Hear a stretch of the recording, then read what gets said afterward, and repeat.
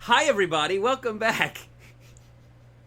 Thanks, Andrew, for doing my job. Hey, everybody. Welcome back to Distracted Quartet of Chaos. Well, Oh my were gosh. slacking.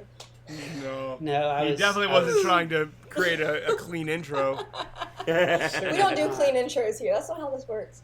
We are so glad that you all decided to join us, and we're way excited to be continuing on this journey. So if this is your first time listening to us, what we do is we are watching through all of the Walt Disney Animation Studio feature films in order of their release date. So we started off with Snow White and the Seven Dwarfs in 1937, and we're going to work our way up to current day and then continue on from there. So this is episode number 4, and we are going to be talking about the 4th animated movie out of Walt Disney's Animation Studios, which is Dumbo. Dumbo! We love Dumbo, so we're way excited to jump in. Here's a quick little prerequisite apology.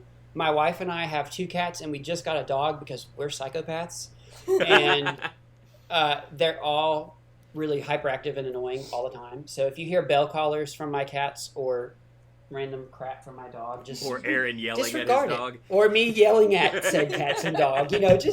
Just disregard it. It's whatever. I'm here. I'm hosting. I'm whatever. So Speaking yeah. of which, I think he's eating something. hang on. I'm gonna take a calming sip of chai.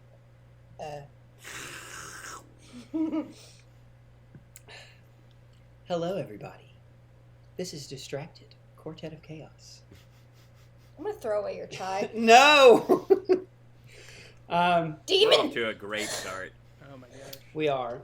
So, as you can tell, I feel like we have to say this in every episode. We're called Distracted for a reason. We are 4 siblings who grew up on Disney. We're all very ADHD. Extremely ADHD. So we can't ever stay on topic, ever. Which is why our episodes are really long. But that's fine, because we have a great time. So I am your hopefully humble host, Aaron. I am the 3rd of the 4 of us Wilson siblings. So let me introduce to you the other 3 members of the Quartet of Chaos. So our oldest sibling, our brother Andrew, is the ringmaster from Dumbo because Oh my gosh! I could not figure out. Andrew, literally that was the last note that I wrote down, and the entire thing was I just had to figure out who to typecast you as. I'm clearly Listen. Timothy Q. Mouse. Listen, as he is prattling on and they go, get to the point. I'm not gonna lie, that's kind of Andrew. I hate that you're Thank right. you, Adam. Thank you. Okay, But I'm not There a may be monster of a human like that ringmaster. he's not a monster. He's a creative genius. He's a tortured genius. He He's has a tortured treated animal animals so genius. badly. We're not talking about that. He's Yes, this creative. was The 40s. It was normal This then. is part of this. Okay, anyways, our second oldest, our brother Adam, he's our Timothy Q. Mouse. Come on! I'm about Justice to leave prevails! this podcast. You called me Bacchus last week. I don't want to hear it. Andrew, you did call Adam fat and I drunk forgot on the last about that. episode. No, I I, felt said as he though- liked to party. You said he was Bacchus. You basically said he was fat and drunk. No. So I felt Adam deserved some boosting today. And then we have our youngest sister, our youngest little sister, Abby, and she is Dumbo. She's the main character this week. Because she's just so cute and precious, you can't help but love her and feel bad for her when she cries and is separated from her mommy because her mommy went mad and spanked some kids. Wait. I was going to say she's short. That too. I'm on Also, fire. you very- couldn't think of I'm anything very- else, could you? No. I'm very nervous about what Aaron is going to be now. Me too. Oh yeah, I forgot to say myself. I'm Mr. Stork I accept that. I'll accept because that. I'm easily confused and I sing all the time. And you're It was either with that or one of the incredibly racist long-legged. crows, so like... And I'm yeah, incredibly long-winded and will not let Mrs. Jumbo let her see her baby. That's fair. So we are the Quartet of Chaos, chaos being the operative word here. Did you just call me dumb? No, his name is Jumbo Jr. Wait, I just... She His name is said Jumbo Jr. 5 minutes Even if that was the takeaway, is he wrong at this point? Ooh. Abby, we love you. Sorry, my sinuses have been acting up, so I'm sorry if you hear me coughing a lot. It's not okay. Anyways, so now we're going to jump into Dumbo. Dumbo was released on October 23rd, 1941. So we are about a week early. Like, if we had recorded this next week, we would be recording it on its anniversary. That's actually really cool. Sorry to timestamp. Well, no, it's timestamped on the wherever you get your podcasts. So you would see that this is going to be posted in mid-October. But yeah, so it is almost its 81st anniversary. So it could be posted Yeah. on its 81st or Yeah, on its exactly. anniversary. I might be able to post it on the 81st. You're right. We'll just I don't have think to it's wait on and the see. 81st.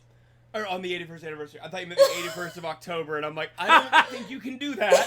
It's It's okay, if you it's a leap believe year. hard enough. That's Use my favorite anime day logic. of the year is October 81st. So how dare you come Yeah, to the it? day you know after what? Halloween. I apologize. Yes. The day Exactly. before Halloween, Friday the 13th. The 81st of September. September. So Dumbo was released in 1941, which was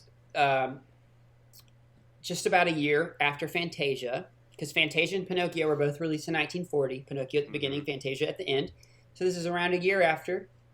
And Dumbo, its runtime only comes up to 64 minutes. Dumbo is one of the shortest Walt Disney animated films. I noticed that immediately upon Same. watching it. Me too, because when it got to the point, you know, where Dumbo discovered he could fly and that kind of stuff, I looked Spoilers! I hate you both. We're gonna cut that out. But whenever I was watching it, and I looked over at Aaron, and I was like, "Wait, it's not almost over, is it? Because this seems like a climax." The climax! That was He funny. was like, Yeah. "Yeah, it's over." Yeah, so... Why is it so short? Thank you for asking, Abby. That was a perfect segue. So Dumbo only came up to be 64 minutes because of money. Obviously, we talked about, if you haven't listened to either of the previous two episodes, Pinocchio and Fantasia have both become cult classics, essentially. They both brought in loads of money over decades of time. But when they were both first theatrically released in 1940, they were both not really well received. They were pretty flops. They didn't get much, if any, money back for the movie. And so they needed some money, and they needed some money fast. Because if you don't know much about the history of the Disney company, they went through a lot of periods of basically bankruptcy. Lots of hard financial times. And this was another one of them. After doing two really expensive movies in Pinocchio and Fantasia that weren't received well, they needed something that they knew people would like. They needed something that would call back to the old Disney shorts with Mickey Mouse and with Donald Duck and Huey, Dewey, and Louie and all that. They needed something that was a return to the classic Disney. That And so explains a lot. Yes. So they took this story that was based on a children's story. It was a small children's book, and I saw something about a prototype for something called a roll-a-book. Don't know what that is. Didn't want to research into it because it didn't sound interesting. But it was this small kid's book that initially Walt didn't want to do anything with. It was a really short book, obviously. He didn't care for it. But the writers, who were Joe Grant and Dick Humer, both of them were the writers for Fantasia as well, so they both returned. They kept writing the film in these small, short little installments, these snippets that they would put on Walt's desk. And after so many installments, he finally ran up to them and said, "This is so good, I need to know what happens next." He ended up, after not wanting to do it at all, their little snippets and cliffhangers brought him to wanting to do Dumbo. And now, That's cute. Dumbo was Walt Disney's favorite film that came out of the studio. Really? Uh-huh. That's adorable. So that's pretty cool to learn about the beginnings of Dumbo. But a lot of people wanted it to be longer. A lot of the animators and story writers felt like it should be longer, that it wasn't long enough. And Walt basically said it's stretched as far as you can go. If you stretch it any farther, the story falls apart. It's perfect, exactly where it needs to be. So it works. The budget for this movie was $950,000. That is not a lot for a movie. No, considering the past three movies have all been multi-million-dollar projects, which I looked into it. If you account for inflation, $950,000 in 1941 last year in 2021 would have equated to about 17 million. But that also means, just how much more was spent on movies before that. So still not a lot. But during the theatrical release in the US and Canada, it brought in an estimated $1.3 million, which inflated today would be about $29.5 million. So it almost doubled it basically doubled what they spent on it. So they returned a profit of $850,000. So they basically got back almost everything they spent on the movie. So this is the biggest success that the Walt Disney Animation Studios movies have done thus far. Because even though Snow White was a big success, I don't know that Snow White did this well, at least not in its initial release. Which I know the Dumbo as a franchise has made tons more over the years, but I couldn't find any gross estimated numbers like I have for the past couple movies. But obviously Dumbo's made a lot more than just 1.3 million. So yeah, it definitely seemed like Dumbo is the one that kind of turned it around, at least at the time. For Disney. Yeah, I saw an article that said that Dumbo was a wonderful return to the animal kingdom that the franchise started in. So I thought that was pretty cool. Yeah. Let's see, what else is prevalent? So in 2017, Dumbo was selected for preservation in the U.S. National Film Registry by the Library of Congress, just like we talked about last episode, Fantasia was. This was also selected to be preserved by the Library of Congress because it was culturally and aesthetically significant. So I think that's pretty cool that 2 movies in a row by Disney were selected for preservation years down the line. Dumbo was I only found 3 Disney movies that were listed to have used watercolor as the medium for the background throughout the movie. It does really have a soft, and that's cool. The only movies that I was able to find that used watercolor were Snow White, Dumbo, and Lilo and Stitch. Also believe that. Yep. Ooh. Lilo and Stitch took a lot of used Dumbo for a reference for a lot of the movie. Actually, a lot of the art style and stuff. All are very beautiful and solid movies. Pocahontas, just because of the nature of Pocahontas, the wind and everything. I would have assumed. I think because that was that was 97-ish when Pocahontas came out. I think. So I think that was when they were really starting to get into using CGI for backgrounds and stuff. Yeah, that makes sense, but that was one of the first that came to mind because of the use of color and everything in Pocahontas. But definitely. That's really cool. I know Mulan, technically used watercolor for the intro, where it has the ink going on the paper that, where it keeps moving. That was actually, I'm pretty sure, a recording of someone doing it to some kind of rice paper or something.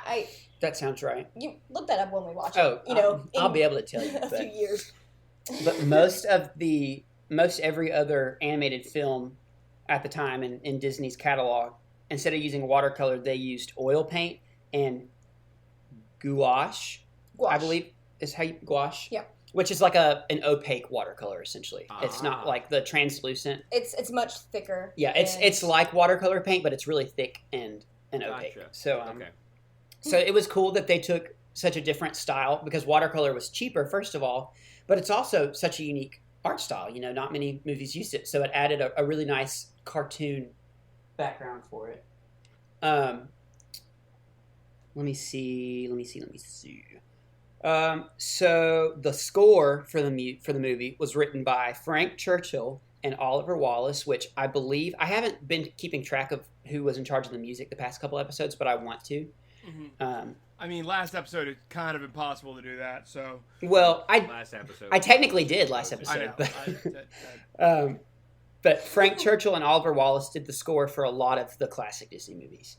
And the lyrics were done by Ned Washington, and I believe he either won or was just nominated for an Academy Award for Best Original Song for Baby Mine. Oh, okay. Which is pretty cool. So Dumbo was re-released 4 times theatrically. It wasn't re-released nearly as much as all the other classics. It was one of those movies that a lot of the old ones were kind of put in the Disney vault and made them hard to access. But Dumbo's the kind of movie that was just kind of always around. You know, it's short, so it was able to be played as a special on The Wonderful World of Disney or the Disney Channel. Like, it was easier to keep around, so they didn't put it in the vault. Dumbo is represented in a couple very obvious places in the parks. So in the Magic Kingdom of Disney World in Florida, in Disneyland, Tokyo Disneyland, Disneyland Paris, and Hong Kong Disneyland, you have Dumbo the Flying Elephant. The Dumbo ride.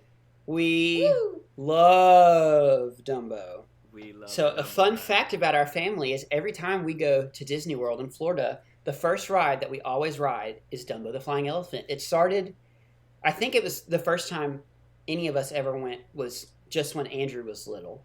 Adam may have been a baby at that point. And Mom and Dad asked Andrew which ride he wanted to ride first, and he said Dumbo, and that just kind of stuck. And we've always done Dumbo first. So. That one was in all the commercials. It was in all the commercials. That You're and the right. T-Rex. And then in Disneyland, there is a second attraction called Casey Jr. Circus Train, which is essentially just a small railroad. It's kind of like the Walt Disney Railroad that goes around the Magic Kingdom, that like encircles the whole park. But it's like a small miniature version that's Casey Jr. that you can ride in. Oh. Cool. And then, of course, there's the Casey Jr. Splash and Soak station in Disney World in Florida now, which used to be something else that when it was Toontown, but now that it's a part of New Fantasyland, the Dumbo area has been called the Storybook Land. Circus. Storybook Circus, and they rethemed the splash pad to Casey Jr. to fit the circus. Okay. Very fitting. And then, of course, Dumbo is pretty prevalent in all the parade shows, the fireworks. I think he makes an appearance in Mickey's PhilharMagic.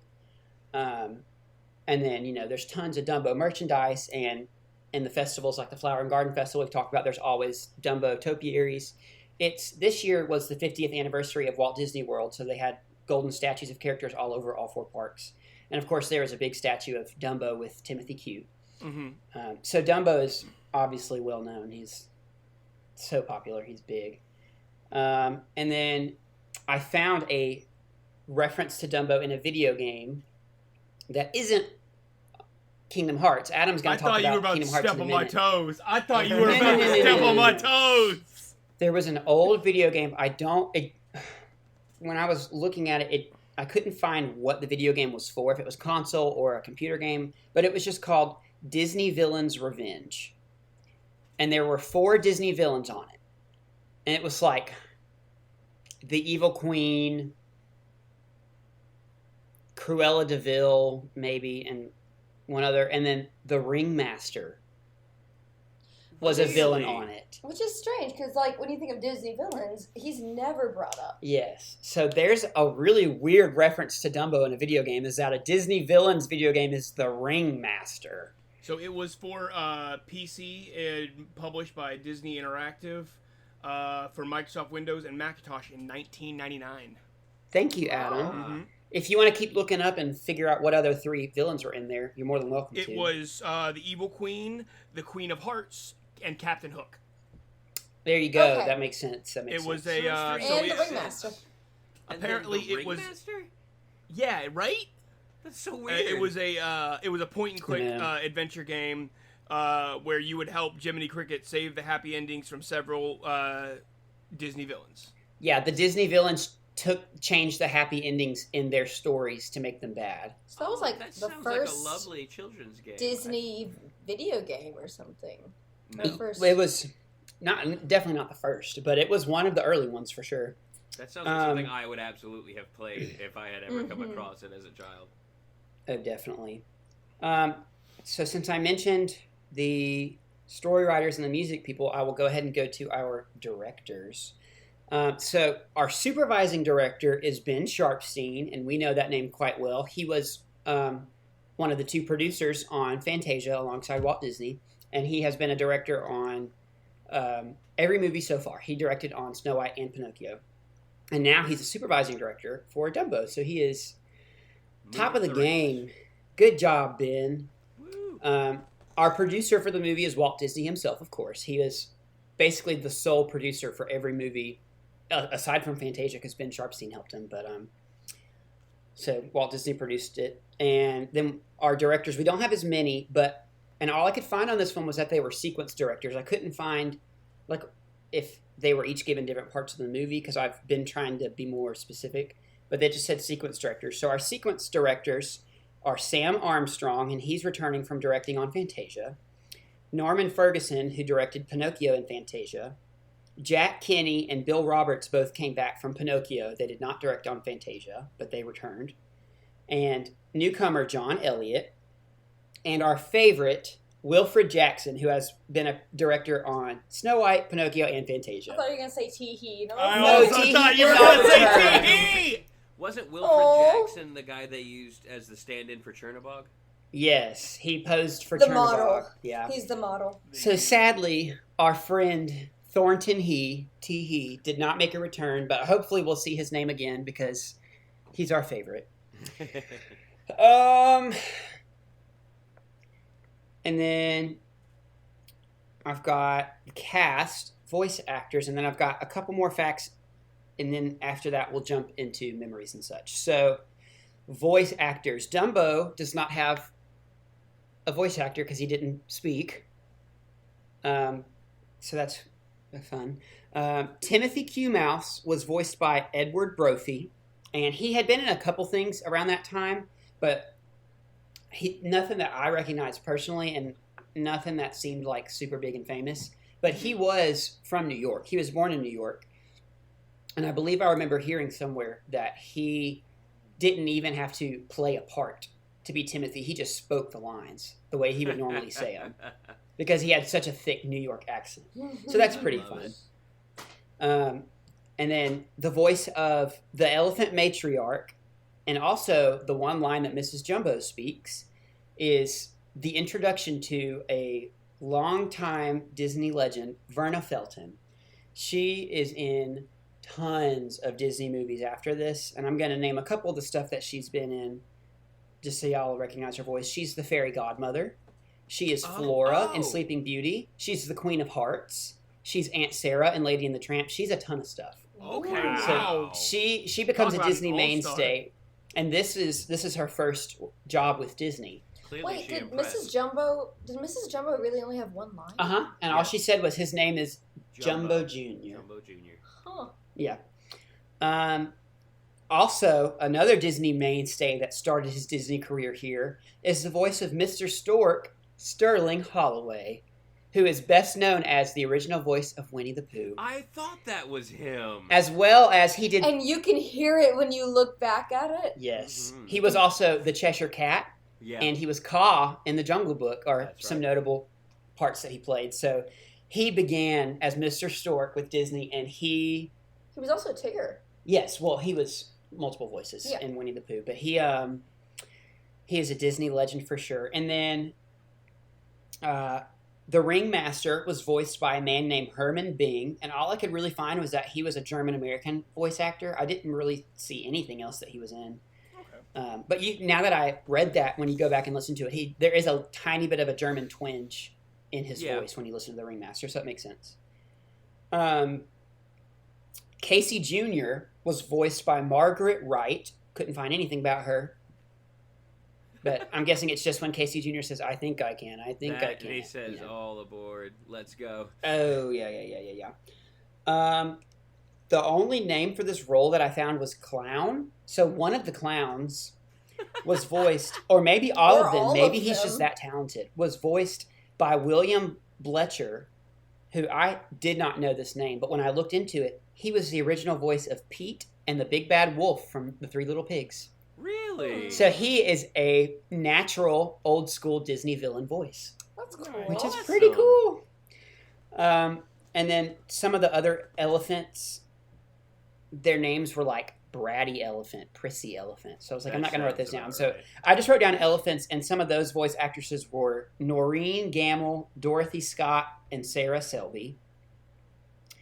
The Roustabouts, which were the workers that were putting up the tent, that was a chorus group called the King's Men. that did that song and were the voices of the Roustabouts. Oh, so the same people singing were the Roustabouts? Don't. Oh. The Roustabouts, I don't know that they got any speaking parts. I think it was just the song. When Yeah, they were, like, when they're putting up the tent. tent. I think it's supposed to be assumed that they're singing while working. I thought we were talking about the bratty kids. No. The Roustabouts are the circus workers. Understood. The circus workers. No, I couldn't find anybody that was credited to be the voice of that little bully kid that was messing with Dumbo. When You mean the guy that was the same person from Pinocchio? Yeah. oh, that was definitely the same. That was definitely Lampwick. That was certainly. absolutely Lampwick. And then I'm gonna touch upon the voices of the crows, but we're gonna really get into that and all the controversy that's there when we get to that point in the movie. Yeah. But the main crow, whose original name was Jim Crow, and then he was later renamed to Dandy Crow, was voiced by Cliff Edwards, Jiminy Cricket. Oh! Huh. Really? Which is why there was controversy because he's a white man. Right. But the rest of the crows were voiced by the Hall Johnson chorus. So it was 4 African-American men, which is Hall Johnson, James Baskett, Nick Stewart, and Jim Carmichael. And James Baskett was Uncle Remus in Song of the South. Really? He was the fat crow. Yep. Literally, I they was call gonna him, say, the name of the checks character is Fats Crow. Yeah, that makes sense. Yeah, but that was Uncle Remus from Song of the South. Oh, and then a fun fact about a character, Timothy Q. Mouse, in the original storybook that they derived this from, was actually a robin named Red. And they changed him to be a mouse to play on the relationship between mice and elephants. I think that's for the best. I think that was. I think do it worked well. I do too. So this came out in October. 2 months later, in December, Time magazine was going to put Dumbo on the cover of that month's issue to commemorate its success because it was such a blowout. It was awesome. But right as they were slated to release it, the attack on Pearl Harbor happened. Oh. Because that was December 7th or 8th of 1941. And so I don't know if it got published later or if it was just dropped altogether, but that's all I found was that initially they had planned on releasing that edition of the magazine that same day, and then Pearl Harbor happened, so they had to postpone it. And then last little fun fact, they brought live elephants into the studio to study their movements and mannerisms so they could more properly animate them. Did they make them stack on top of each other? Probably not. They better, otherwise where's the accuracy? Okay, And I know that, Adam is going to be muted right here because I don't want anybody thinking we're animal cruelty people. I will say, Disney is dedicated to try to animate things correctly. I will. Oh, absolutely. Give them that. That was freaky. That was freaky. And I know bringing in different things to properly get the the animation right is a normal thing, but with elephants it definitely is like, wow, you really went above and beyond, huh? Yeah. Because I know for the Lion King, they studied actual lions and they brought one, like a trained one, into the studio to see how they moved, how they played, and that kind of stuff. So they're dedicated. It's something that they did pretty frequently when they did animals. They brought deer in for Bambi, which we'll talk about pretty soon, and they did that with Lion King, and I think there was another movie that they did that for as well. It was, if there's an animal that isn't typically animated, you don't see a whole bunch of movies about deer, at least not before Bambi. So it made more sense for them to watch the animal in person to get a better feel for their movement, so they're not making it as cartoony as possible, And not just animals, they do it for people too. The amount of clips that I've seen of actresses and actors dressed up as those main character roles and acting out exactly how they would have in the movie, and the animation being basically spot on to that. It's how they were able to get such a clean animation back then. Yeah. And I think I'm going to take this time to go ahead and start with the Tales from Traverse Town, because Yay. there's not a lot to talk about with Dumbo. It's mainly in Kingdom Hearts 1, actually in most of the Kingdom Hearts game in general, there are different summons that you can do, and it'll that way certain Disney characters or worlds that don't actually get the full treatment, like they don't have one of their worlds actually in there, they still get to make an appearance. And in Kingdom Hearts 1 and Chain of Memories, Dumbo is one of the summons. I couldn't quite find what he does, but I know with at least certain things, you end up like kind of flying on top on his back as he flies you around the battlefield. And I believe he shoots water out of his trunk. He may. Sorry to cut you off. No, you're good. He may. That was one of the. I got that and then got busy and I couldn't do a deeper dive into what he did. But essentially, yeah, he's a summon that the main character Sora can summon to his side to help him battle. Yep, and that's like it for Dumbo references in the series. So. That's it. Yep. Well, awesome. Thanks, Adam, for the quick little tale. And now that we have gone through some fun facts and some tall tales, I think it's time to jump into our memories and any nostalgia we have associated. So let's have... Can I make a request? Why not? Can you go first, Mr. Host? I would love that. Aw, that was so sweet, Adam. Thanks. I'm trying to be the hopefully humble host, so... But try to out of let y'all all go of us first. to have the associations with this movie, it's you. You are the biggest one, so I think it's only fair that you go first. Yes, I definitely probably have the most nostalgia associated with Dumbo. So, according to our lovely mother, I was not as aware of this as I was with some other movies, but apparently I watched Dumbo like on repeat, like every day.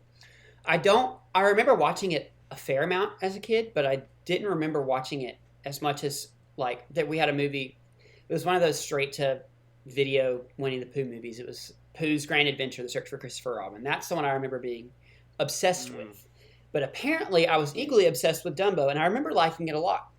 But according to our mother, I was in the deep end of Dumbo. So I've always liked Dumbo. I've always liked all the scenes, the visual gags. I would recreate them with my toys all the time, with my stuffed animals, my Legos, whatever. Loved Dumbo.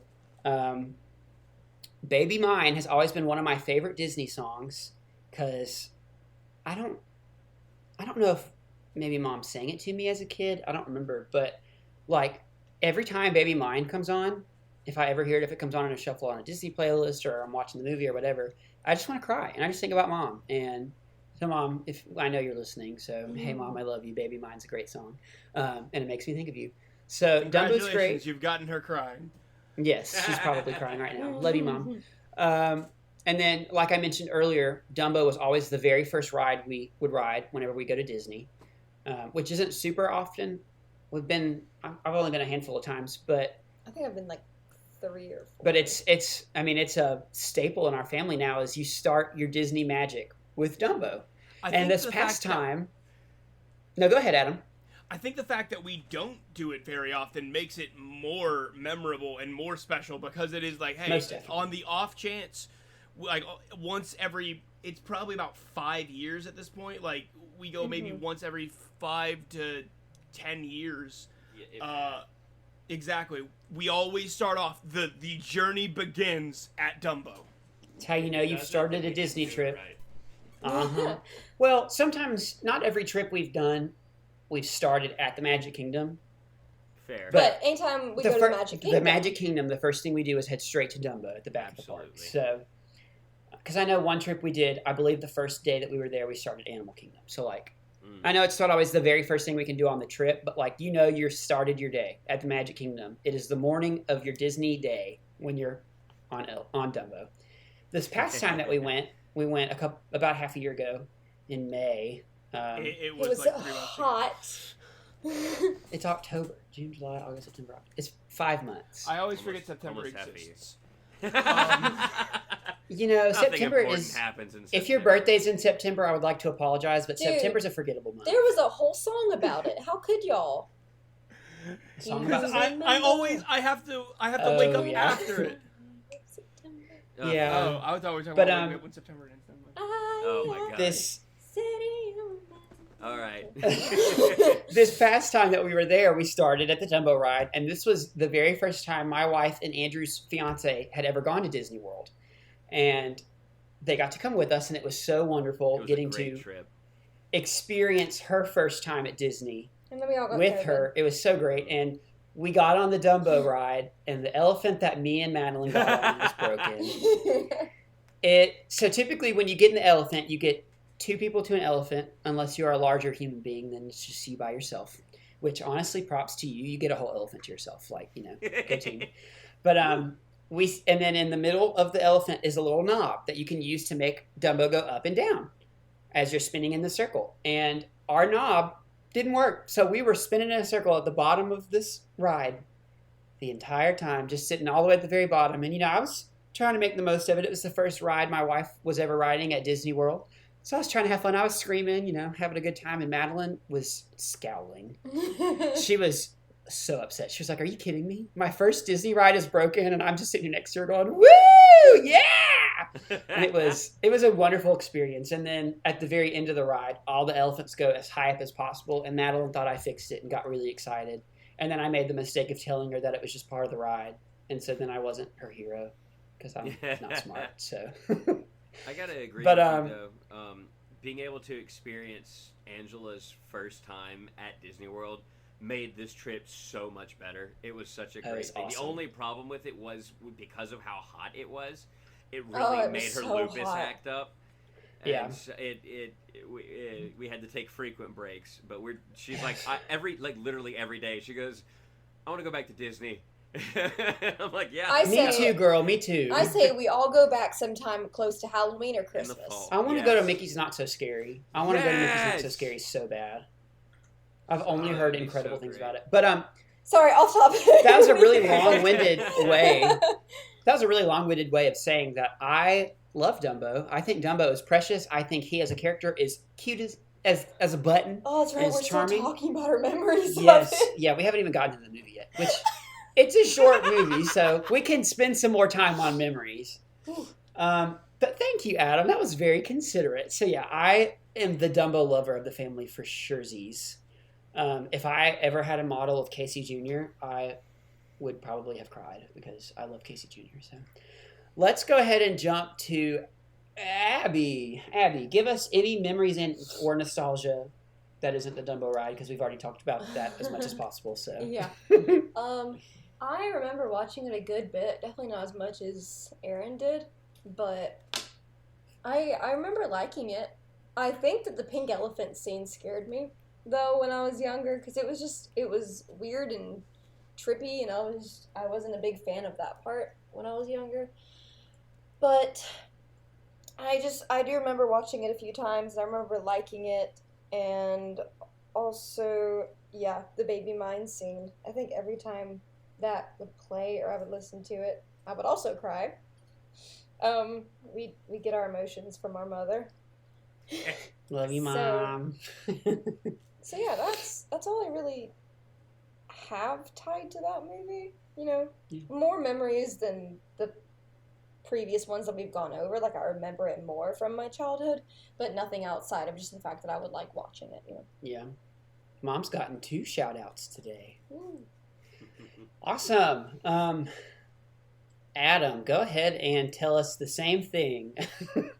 So I actually watched this movie quite a lot, and very few times were my own volition. You're welcome. A lot of it, I do remember. I think it was every Sunday after church, you would go into Mom and Dad's room and watch Dumbo, and for Yes, I a would. solid 3 months, I would join you. I would sit Aw, there and watch thanks, it with Adam. you. Usually one of us would fall asleep, but I do specifically remember watching Dumbo over and over again with you. It must have been you, because I was sitting there stacking my toys like the elephants, so You guarantee know what? you- It must have been me. I guarantee you I wasn't sleeping. Andrew, you have anything to add? Nothing that hasn't already been said, but this is I have always liked Dumbo. I've watched it more than the others that we've covered so far. It's always been a cute little fun movie that I've enjoyed. I will say that this most recent watch through was difficult. Given what I have been through this year. Oh, yeah. Oh. I thought about that a while back. when we were preparing to begin this podcast. Do you want me to explain? If you don't have to, if you don't want to, but you're more than willing to. I'll try and keep it short. But my fiance and I, Angela, we got pregnant this year, and we were expecting this fall, and due to her lupus and some other circumstances, we ended up having to have an emergency C-section in July. And so the baby ended up in the NICU for 13 days, and then we had to say goodbye. But given all of that, there were some parts of this movie that hurt a lot more than I ever remember it hurting, because I've never related so much to an elephant in my whole life. I didn't even think about that, especially with the baby didn't. mine part. I didn't either until we started the movie, and then at the very beginning of the movie, with the storks and everything, and we were both like, oh no. Yeah, when we first talked about beginning this podcast, I remember thinking, crap, Dumbo's only episode 4.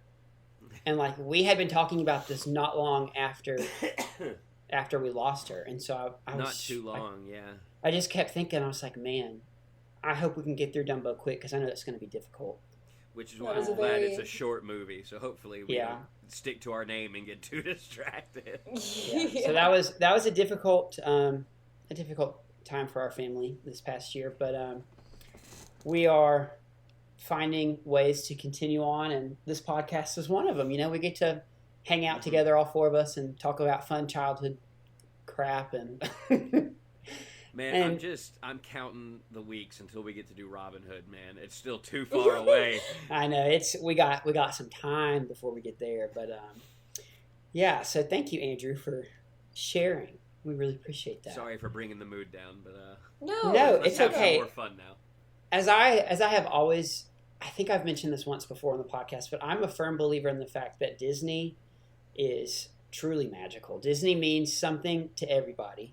Even if you are trying to be cool and act like you don't care about Disney, everybody has a soft spot for Disney somewhere in their heart, and it means something. One of the movies is special and means something to somebody. Every single movie is somebody's favorite, and every single movie is somebody's least favorite, but everybody loves at least one Disney movie, and that Disney is just very... Unless they've never seen any of them. And if they haven't, then I feel very sorry for them. But right. Disney's just really special. The movies are really powerful, and they speak to so many people, just like what happened with Andrew. I mean, it's powerful. So I'm excited to be able to talk about the rest of the movies and the different impacts they make. So, because I'm sure in you sharing that, Andrew, that there are going to be lots of people that listen that have experienced similar things and can take comfort in the fact that Dumbo also hurts for them to watch. So thanks for being vulnerable, Andrew. And we love you. We do love you. No, I if love you guys if we too. didn't love you, we wouldn't say that you're our brother. So I always tolerate you. Thank you, Adam. we would I handle pain in a very different way. we would try to deny our birthright. So I guess we could talk about our opinions of the movie now that we've watched them. Obviously, I don't want to tip my hand any more than I already have, but I love Dumbo. If you can't tell, I'm trying so well to hide my opinions till the end. Yeah, we hate this movie, actually, so this is going to be real quick. I love Dumbo. I will say, I remember in college I watched it one time. I thought I had watched it with Madeline when we were dating, but when we watched it this time, she said she'd never seen it before. She saw the live action. She'd seen the live action Tim Burton one, which is very weird, different. I remember watching it in college, and it had been a long time since I watched it, and I just remember being kind of horrified. I was like, the amount of animal cruelty in this movie I know. was just kind of shocking. But this time when I watched it, it wasn't super shocking to me anymore. It was kind of like watching it again as a kid. It was like I just saw the fun and the magic and the nostalgia. So Good. Definitely love this movie. I'm excited to talk about all the fun little moments and stuff, and I don't know that any of y'all dislike this movie. If any of y'all dislike this movie or have anything you want to say about opinions, you're welcome to it now. Otherwise, we'll jump in. So, I have some problems with it, and I hate that I have some problems with it. Like, don't get me wrong, overall, I like it. It's very cute, and I do enjoy it. I realized some stuff about halfway through, and I'm like, oh, man. There are a few moments that I've pointed out, or like I point out to myself, where I'm like, that could have been fine without, or I personally just have some issues with certain points, but not as much as some of the previous movies. Yeah. Some of the stuff I was gonna be like, that wasn't necessary. You can cut that out, and then I'm like, it's an hour, it's fine for some of it. Yeah, that's kind of why I'm more lenient on us having these random rabbit holes that we're going down, because it's a 64-minute movie. Yeah. Like, Also, we don't I have a didn't whole ton to notice talk about. nearly as much animal cruelty. I noticed like the whips and stuff, but that's kind of very normal in circuses, and that's more of, usually they're not actually whipping. It's more of the It's the noise that's sound. trying. Yeah. What I noticed was like what they did to the elephants, like making them stack on top of each other, all this kind of stuff, using the animal labor to set up the tents and that kind of stuff, and also what they do to the little baby elephant. Like, he's a baby elephant, and they turn him to a clown and make him jump off a building. Yeah, they're jumping off like high ledges and everything. Also, the mother was protecting her baby from a horrible human being, and they take the mother away from the baby. I have to disagree with y'all on the roustabout scene where the elephants are helping them set up. I mean, when it's storming and you're trying to get this tent set up to get the animals in, in a shelter, and you have these huge poles and tents and canvases and stuff that are thousands of pounds, you're going to need something that's equally as heavy to pull it and to help you set stuff up, because humans aren't going to be able to completely do it by themselves, at least not in 1941. That is you're not going to have a whole ton of stuff like scissor lifts and stuff, But the baby elephant was also out there having that. Oh, he was helping. He was just having a good time. Yeah, little he was just walking with his mommy. It was adorable, but it's adorable, so it's fine. Had they actually strapped him in and had him start pulling stuff, I would have been a lot more like, I don't know about this. But it seems like they're like, Jumbo has to work. Yeah, you can tag along, kid. Yeah, and I think that's kind of what it was. They let him hold a hammer, so he felt like he was helping. It's like when a 3-year-old wants to help daddy put together a bookshelf. That's exactly the vibe I got off of it. That's what I was thinking. It's like, oh, they're going to let him put a nail in this wooden block so he thinks he's helping put together the bookshelf, All right, you have persuaded me on this point. Okay. I will say, while there are those moments that I did point out, I think, honestly, the cruelest part was how the other elephants acted. But we can get into that later. Yeah. So last thing I'll do before we can actually get into it. I know we talked about the elephant stacking as animal cruelty. I didn't see it as such, purely for the fact that I disassociated from it, because it's one of those, like, had this been in live action and that happened, I would be a lot more like, that's so messed up. But I'm like, but right now I'm more like, there's an elephant that flies. This is a cartoon. Yeah, I'm sure they're fine. Definitely. That's how I saw it this past time, too. I remember when I watched it in college, the elephant stacking thing was what kind of got me. I was like, that's, like, morbid. Like, that bottom elephant's basically dead.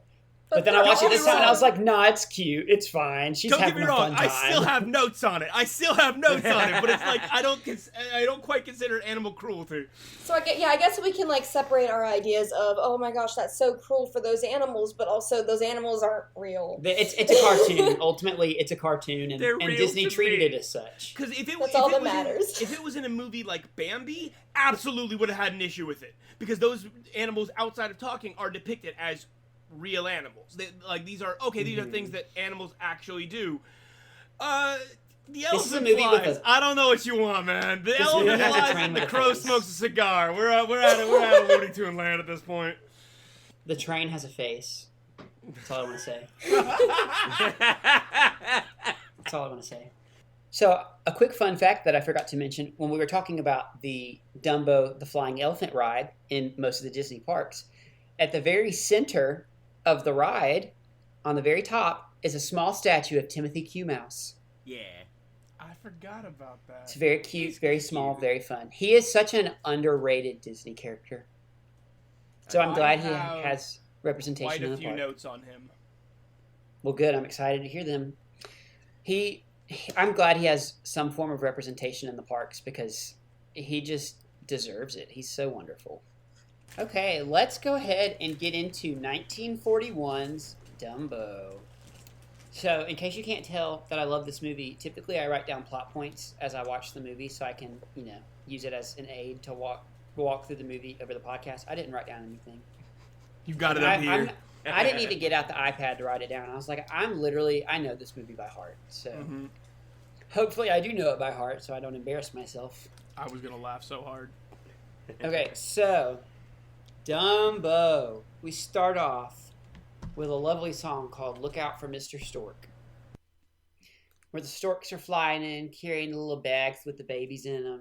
And you see that they're flying to Florida. It shows you a map, and obviously that's how maps work. That's how the world works. Is the name of the state you live in is on the state. Duh. I do like that. I think it's a really fun visual thing.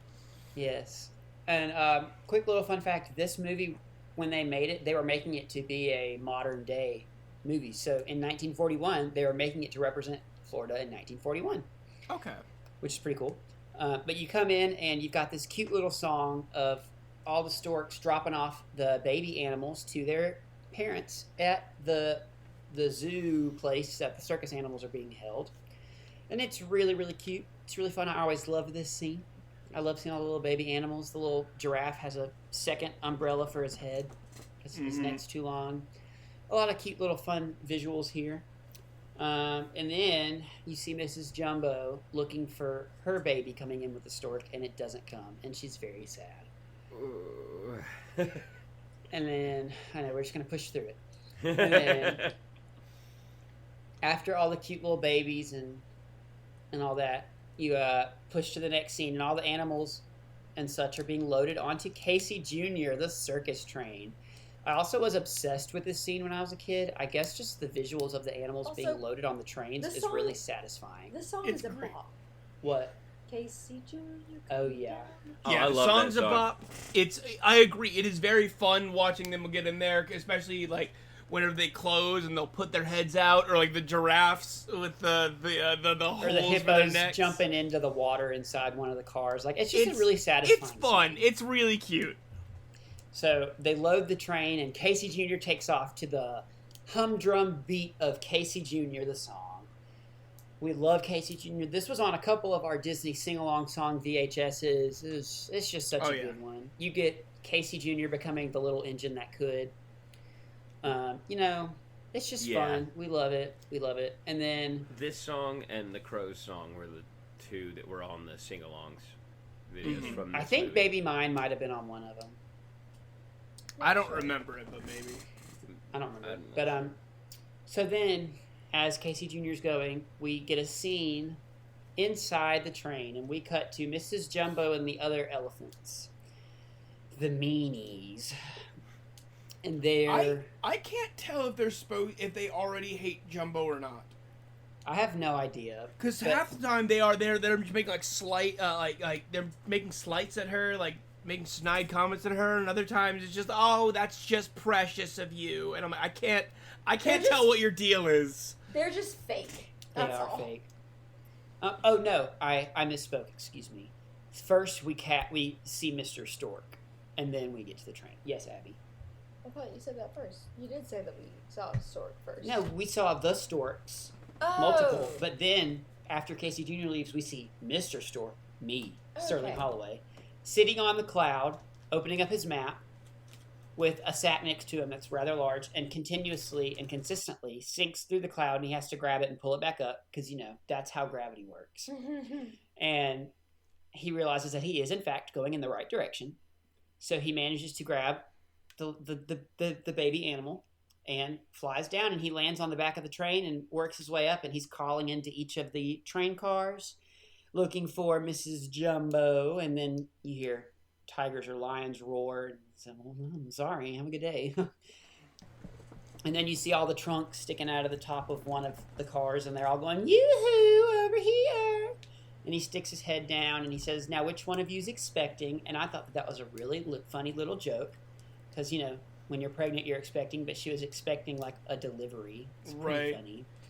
I agree. That also leads to one of the main confusion for me with these people because they're like, oh, down here, over here, over here. Okay, they're helping. They're helping her get her thing.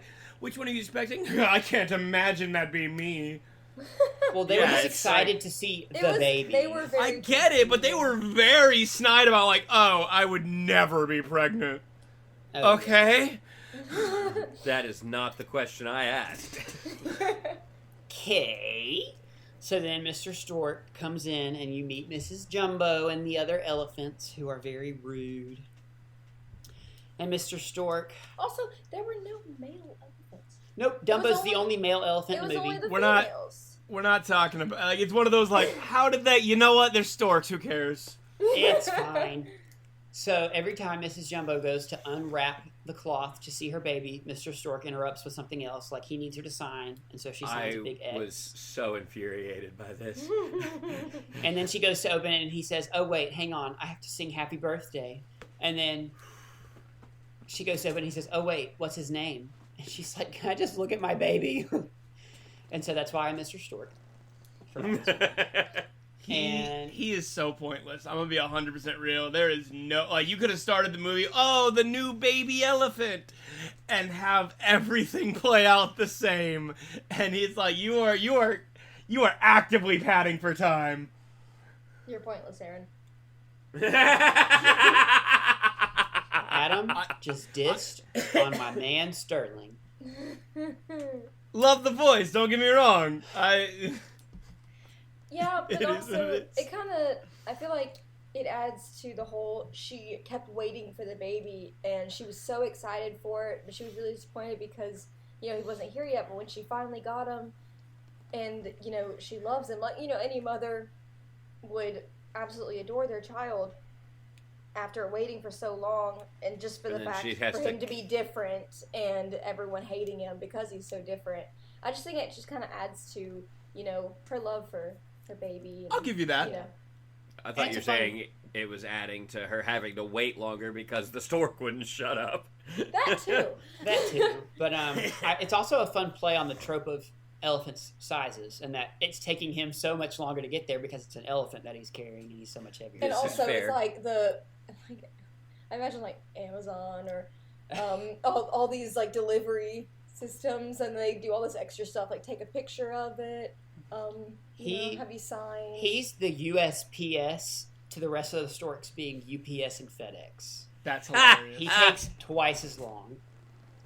Also, Jumbo Jr. is a horrible name. Yes. It is. So she names him, thank you, Adam, that was a beautiful segue. She names him Jumbo Jr., and they're all like, oh, he's precious. And then ears. He sneezes and his ears puff up. Which I love his ears. I do too. He's so adorable. Stinking adorable. And she wraps him in it. I know. She swaddles him in his ears. His own ears. That sequence of him sneezing and his ears coming up to full size, that's like become such a famous sequence. Like anytime you see like a trailer for, Disney home movies, and it's just a bunch of clips with it starts off with Peter Pan saying, "Come on, everybody, here we go," Here we and go. a bunch of other stuff. Like there's always a quick snippet of Dumbo sneezing and his ears puffing out. That's always there.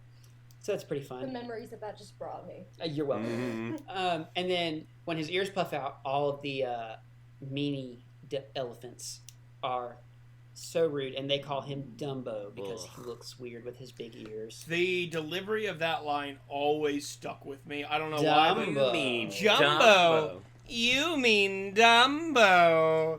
First of all, I find it hilarious. I think it's so funny. She put into that name. Props to her. I know. Good job. You changed a letter. It reminds me of in Hercules when they're like, "Thanks, Jercules." It's like, wow, you really went there. Mad props to you, put sir. some thought in there.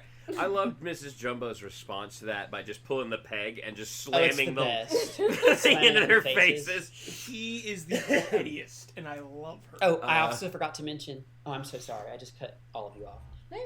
I love when they're loading the train and the elephant matriarch is being put on the train and she's too fat and they have to shove her through the door. I love and that. she looks so offended. It's like it's what you get for being a bully. Sorry.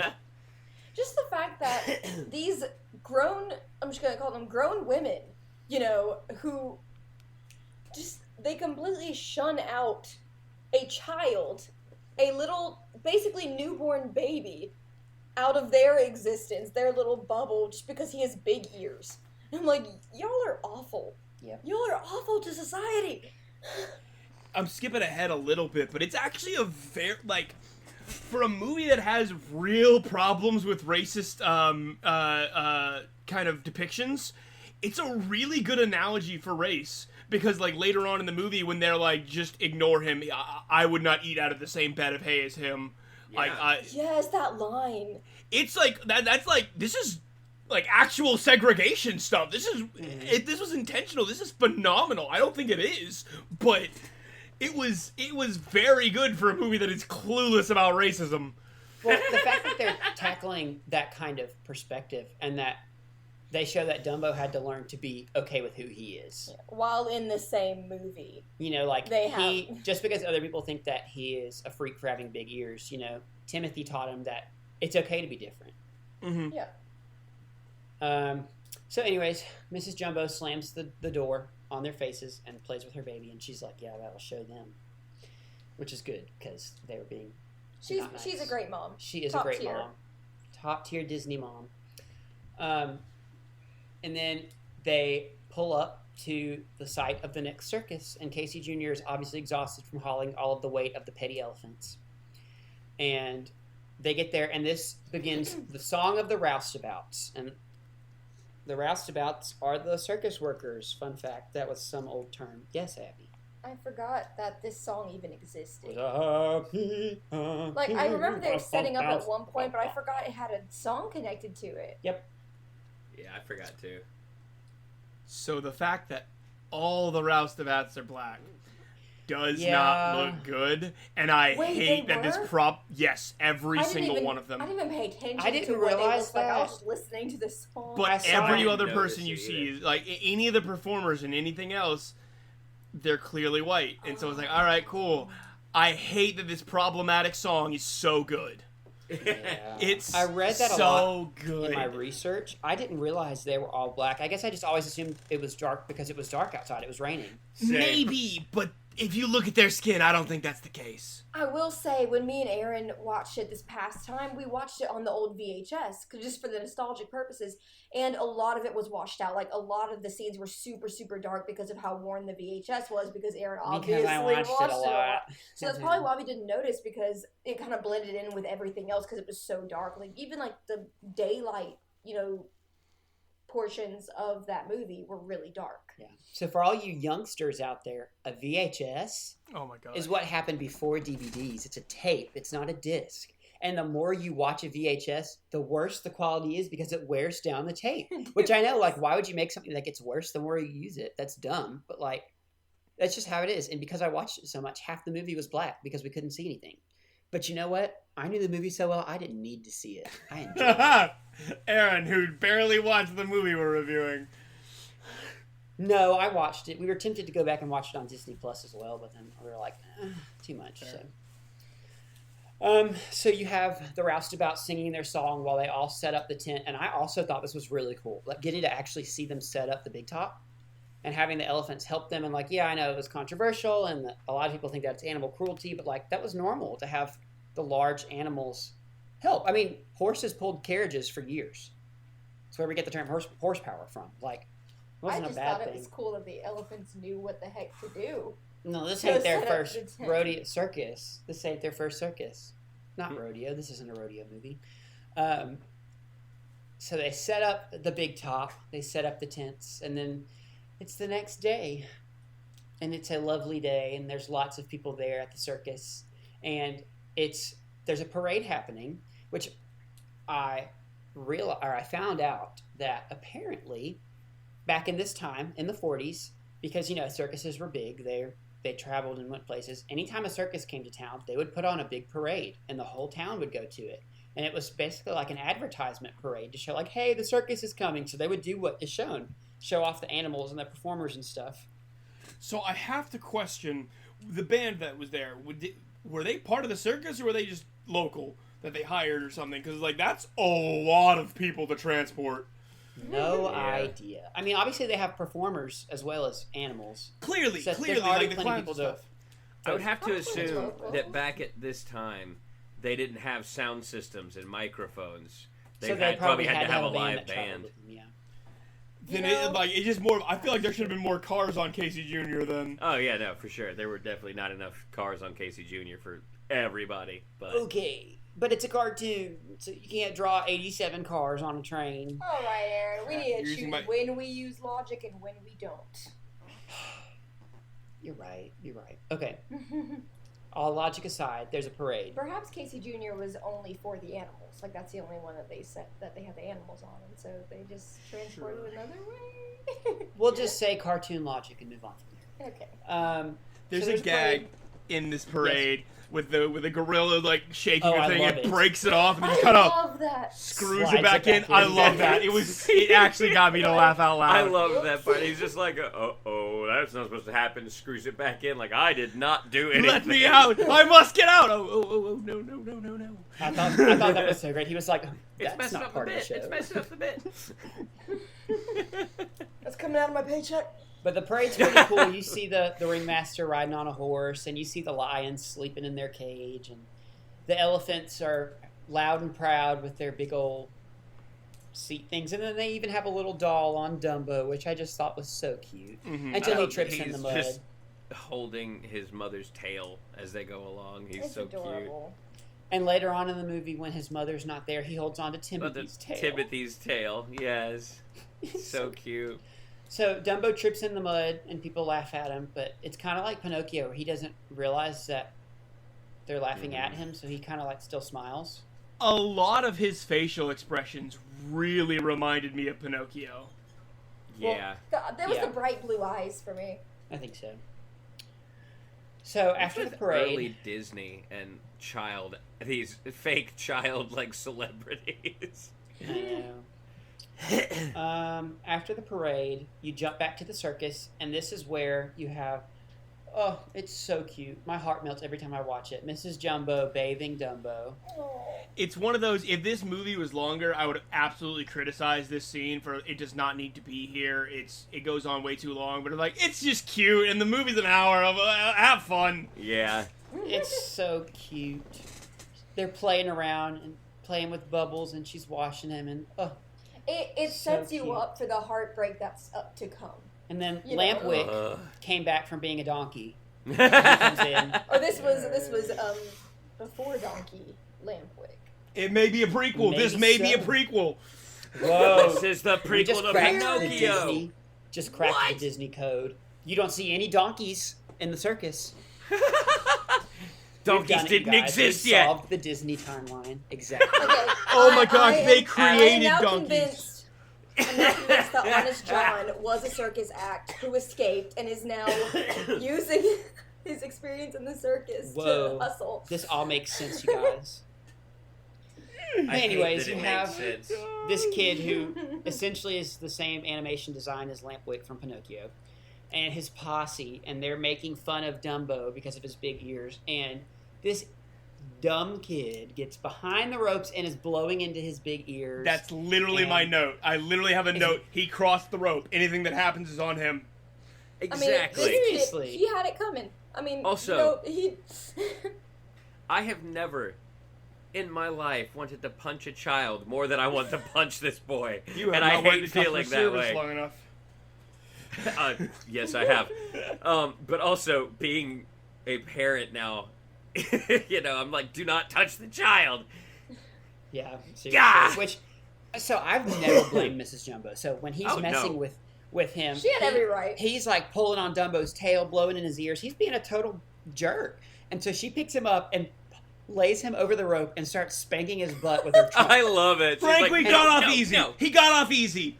He did. Like if it was one. I never blamed her. I was like, yeah, he needs to be disciplined. Don't mess with another woman's child. If it Like, was, that's just not okay. It'd be one thing if he was sitting behind the rope and doing all that, and then trying to get Dumbo to come over to him, and then like blowing or whatever, and then she went off. I'd be like, okay, yeah, no, like calm it. I understand. Yes, just bring him away. What? They grabbed him and dragged him out from under her. By Absolutely. his ear, by his tail, this is a baby elephant.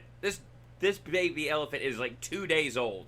And they're dragging it around by the tail and by the ear. You don't treat animals like that.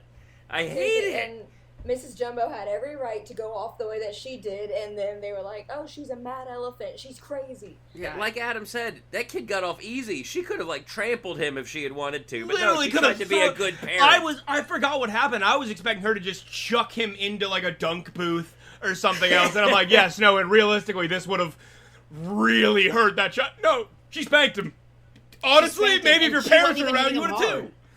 She wasn't even hitting him hard. She was, like, basically tapping him, and then all of a sudden, all the workers are like, "Oh, mad elephant! She's dangerous. We can't let her be around anybody." So they take Dumbo away from her. Yeah, I'd be pissed too. Crazy. Which then makes her go crazy because it's like, "Hey, give me back my child. That's my baby. You just took him from me and are trying to tie me up with ropes." And they're tying her up, and so she's throwing the ropes off of her, which throw workers everywhere because she's trying to get to her child.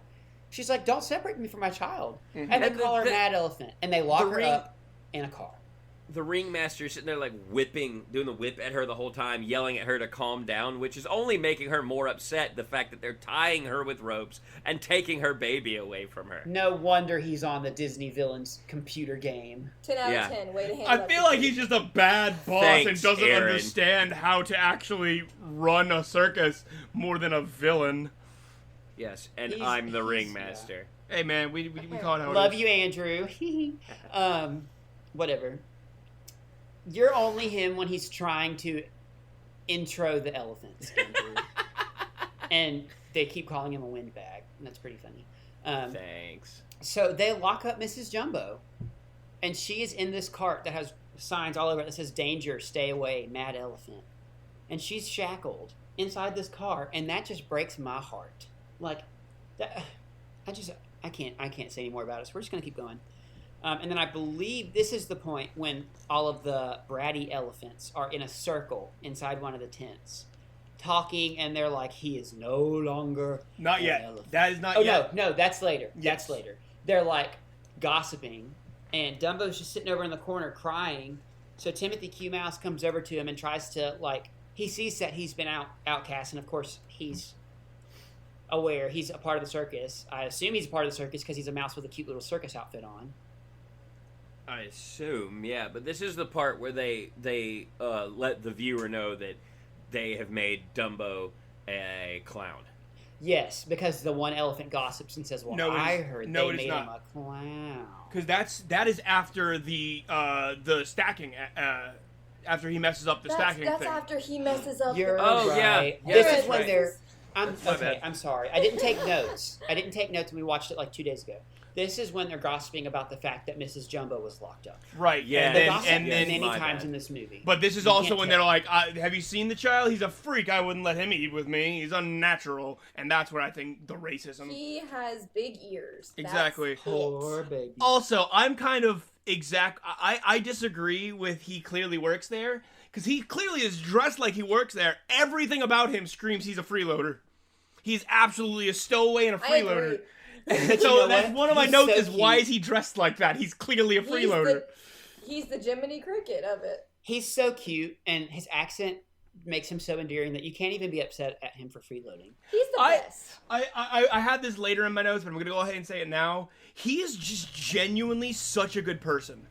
Oh, he really? is. He's like a better Jiminy wonderful Cricket. person. Mm-hmm. Because he literally sees, oh, they're making fun of him because he's got those big ears. Now hold a minute, and just scares them, just terrifies them. I love that sequence. Love that. And then he just goes to help Dumbo and is like, "I'm gonna make you big. We're gonna get your mom out."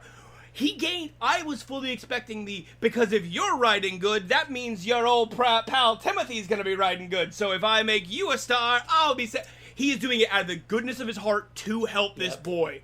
And it's like, I have so much more respect for him now. He's like the best friend in any Disney thing Shush. ever. He is the best person. He is the best heart. I personally forgot about like how important he was. I was like, oh yeah, there was a mouse at one point. You know, he helped him a little bit. No, he's probably the one that turned this entire thing around. Because unlike Jiminy, where anytime Pinocchio may have slipped up or whatever, he's like, okay, fine, whatever. You know, just going off on his own. Timothy was by his side whole movie. Like, even when he ended up being up in the tree, all this kind of stuff, he's like, oh my gosh, you can fly. This is how we're going to get, it was like that he had a goal and he was not going to stop until they got Jumbo's mom out. They were not going to stop until he was a big deal. Yeah, like from the get-go, from the first moment he meets Dumbo, he does nothing but encourage and support this little elephant until the end of the movie. He is a truly wonderful character. Also, this is random, but I want to rewind a little bit back to the terrible kid picking on Dumbo. This is the last thing I'll say about it, I promise. But that kid had no right to pick on Dumbo for the size of his ears. Because his ears were huge for a human. Well, you know what they say about bullies. Yeah. But with Timothy, Yes. like, there are a few things that he says that I'm like, I feel like that's not the best thing you can say, but even with all that, I'm like, you are still doing this in a way that you are trying to help. Like, later on, when he's crying, he's like, hey, crying ain't good for anything, just give you the hiccups. It's like, I let the kid process, but also I understand, you're like, this is your way of being like, chin up, it's gonna be alright. Yeah. Mm-hmm. Oh, yeah. And Timothy he even is admits the that best. maybe I shouldn't have said that. Maybe I should have put it better a couple of times. He's like, ooh, maybe I was on a little too strong. Let me try this.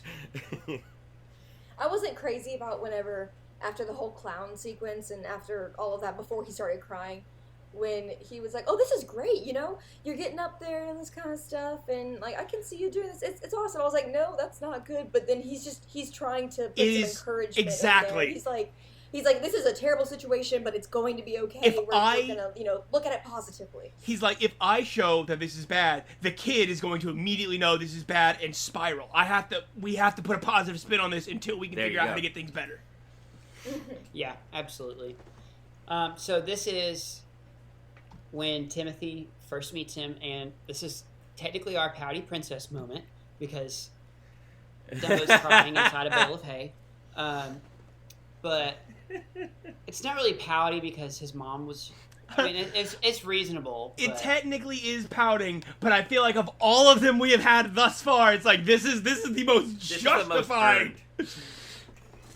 Yeah, so it'll still count as our pouty princess moment. But anyways, Timothy ends up going to confront the elephants, and he scares them, and they all jump as high up as possible, and they're like up in the top of the tent. It's pretty great, pretty funny. And then Timothy goes back to Dumbo and is like, see, I told them, and tries to get him to cheer up, and he has a peanut in his hat that he gives to him to eat. It's just great. He tries to lure him out with the peanut, and he's just like... vacuums it. That's so funny. Back into the hay, and he's like... Timothy Q. Mouse knows how to work. Okay, that didn't work. All right. Yes. And then, after this, I believe is... Baby Mine. No. Yeah. Yes. He says, "I know it'll cheer you up. Let's go see your mother." That is after the clown event. Next, it is with the Next, it is the Oh, they're walking outside of the tent and they hear the ringmaster talking to somebody. Talking about the worst idea ever known to man. Yes. Yeah. And then he goes and does some subliminal messaging while the ringmaster is asleep. I thought that was a funny sequence. And I enjoyed the that. Ringmaster talks about needing some sort of climax to the show, and he uses the word climax like 20 times. Way too many times. It's like, I get it. You need a good finale for the show, whatever. And then when he goes to sleep, Timothy goes in there, and it's just hilarious. This cueing him movie in on the idea really picks up and finds itself the moment Timothy Q. Mouse steps into frame. Oh, 100%. Mm-hmm. Absolutely. And so Timothy tells him that, because the ringmaster's idea was to stack up all, what was it, like 7, 8 elephants that he had? He says 17 elephants, but there's like 8. So, like, and then, up to a point, I'm like, I get where you're coming from. Like, I'm like, okay, cool, that's an interesting pyramid-style thing. Like, it's dangerous, but sure, they are going to all be on a ball! That's what drove me crazy. Like, this wouldn't be an issue if they weren't on a daggum rubber ball. Yeah. Also, every single time that they do this in any kind of circus act, I'm sitting here, and I think I've said it every time. I'm like, I don't think they rehearsed this. Yes! That is one of my notes! Any of this. It's like, it's nothing rehearsed because Dumbo clearly did not do that before. It was the next day! 0 practice! They obviously don't rehearse any. They said, yeah, we'll just see how it goes. at the show. Yeah. So, he gives this great idea that the climax will be Dumbo jumping off a springboard and landing on top of the Tower of Elephants. Because nothing could go wrong. Obviously. Oh, no, And so then the next scene is cutting to that happening, and you see the elephants stacking up, and it's pretty fun. The ringmaster talks for a long time, and the bottom elephant is like, "What a windbag! Like, hurry up! I'm dying here." And I love the little comments the elephants say to each other, like, "Gaining a little weight, are we, dearie?" And then she's like, "You're no cream puff yourself." Yes. Like, just funny stuff. And then Dumbo keeps tripping on his ears, so Timothy ties his ears together. And as he's running to jump on the springboard, his ears come untied. And he jumps over the springboard and hits the bottom, hits the ball, and all the elephants come crashing down. Again, this wouldn't be an issue if the ball was not a requirement. And if this was like an actual movie, that would be so terrifying. Oh, These half those two elephants would be dead. Oh, yeah. Most of the people in the circus would have been dead. They would have been crushed. Because they would not have been able to hold out as long as they did going through all the trapeze equipment. Oh and yeah, that kind they of would have. stuff. People would have been crushed. So I will say my heart broke once again at the end of this sequence when the tent comes down and there's a little flap and he raises his little flag and starts waving it. And I'm like, you did your best. Oh, you poor thing. You're To 3 me, it days seems old like- and they're trying to make you an acrobat. See, that I hated that part, but also it almost to me seemed like a little. It reminded me of like the little surrender flag. Yeah, the white Yeah. flag. I was And thinking the stuff, same and I thing. was like, oh no. this after that is when you see the elephants gossiping again, and they're all They're all bandaged up, and they have in one of them has a stake casts. on her eye, one of them has a big ice cube on her head. They have their tails wrapped up. Some of them have their trunks in slings. And I feel like this They're all may be the bandaged Pouty up Princess moment. Because half of them were like, oh. I don't want to give it to them though. They, You know what? I'll fair enough. And so this is when they're like, he is no longer an elephant. And they also gossip and talk about, one of them says, well, I heard he's going to be a clown. And they go, a clown? How disgraceful, the bottom of the bottom, you know? So obviously Dumbo has hit rock bottom. So he's upset. He's sad. Cut to the next scene, and it's the clowns running around. This giant tower that he's on top of is on fire, and the clowns are being clowns. These clowns defy logic. These clowns are a lot more fun than I remember. Oh, they're I actually- really enjoyed enjoyed watching them. They're hysterical. And Dumbo has to jump off of this high platform onto this little net catching thing that he breaks through and is in like a tub of soap or something. I don't know.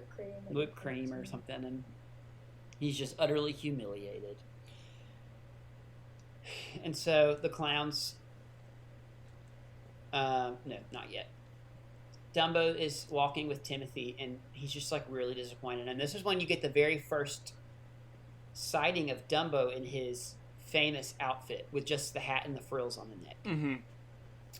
And he's really sad because he's a clown, and his mom is locked up, and nothing is okay. And Hard Timothy knock says, life. you know what? I totally forgot I got something that'll cheer you up. I got an appointment for you to go see your mom.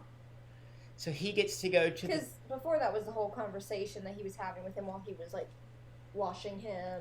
Oh, yeah, Yeah. he was So, washing him. That's That right. we were talking about when he was like trying to encourage him and cheer him up and Yeah. See, they Yeah. love you. You were great. Clearly, You know? this is not the ideal situation, but he's like, I gotta. The kid's hurt. I gotta do what I can.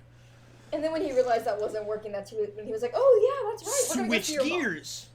He's the best friend ever. He He is awesome. is. He is the best character in this movie. We're a Timothy T. Mouse? Timothy Q. Q. Timothy Q. Mouse Mhm. fan club. Yes, we are.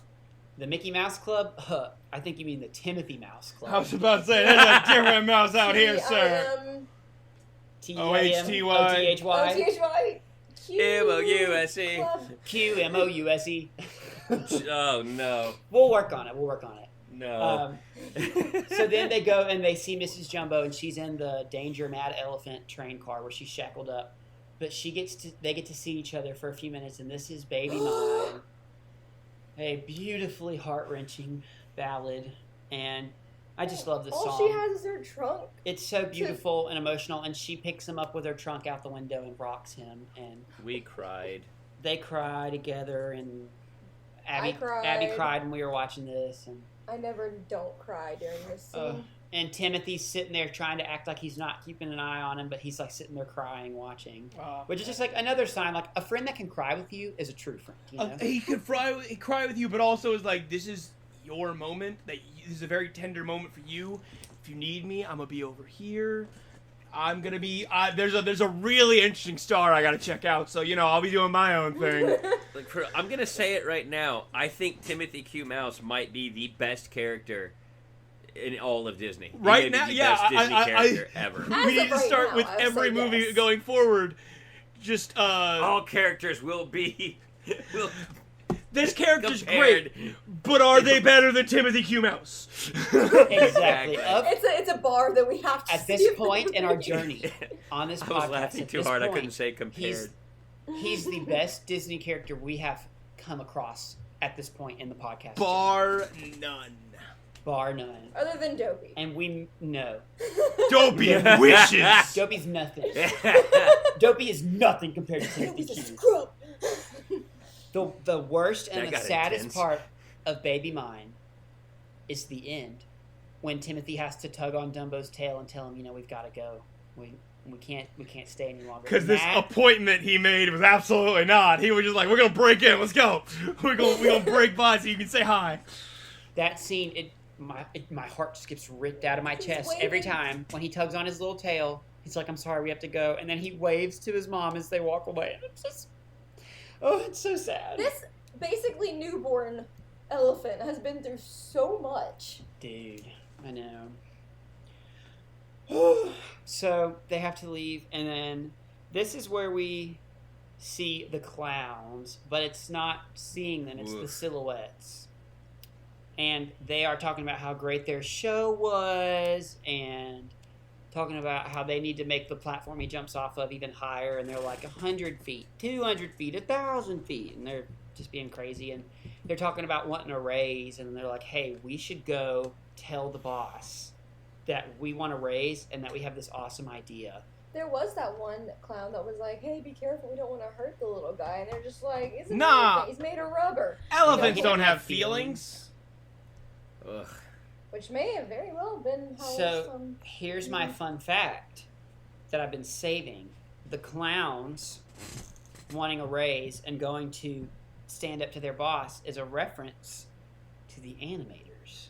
So halfway through the production of this movie, the movie was put on pause because most of the animators went on strike, because the animators were kind of separate, kind of split in two, because this was being made at the same time as the next movie, which is Bambi, and they were putting the less experienced animators on Dumbo so that the better ones could work on Bambi, because Bambi was supposed to be, it was a higher budget, more beautiful, more intricate film. And it was. And so the not as experienced animators were put on Dumbo because it was more cartoony and didn't need to be as refined. And that was obviously offensive to a lot of people, because it's like, oh, so I'm not good enough to be on Bambi. I'm second class, so I have to be on Dumbo. And so animators went on strike. A lot of them did. And so that was kind of a nod to that, was the clowns being like, we deserve a raise. And so as the clowns leave, I know.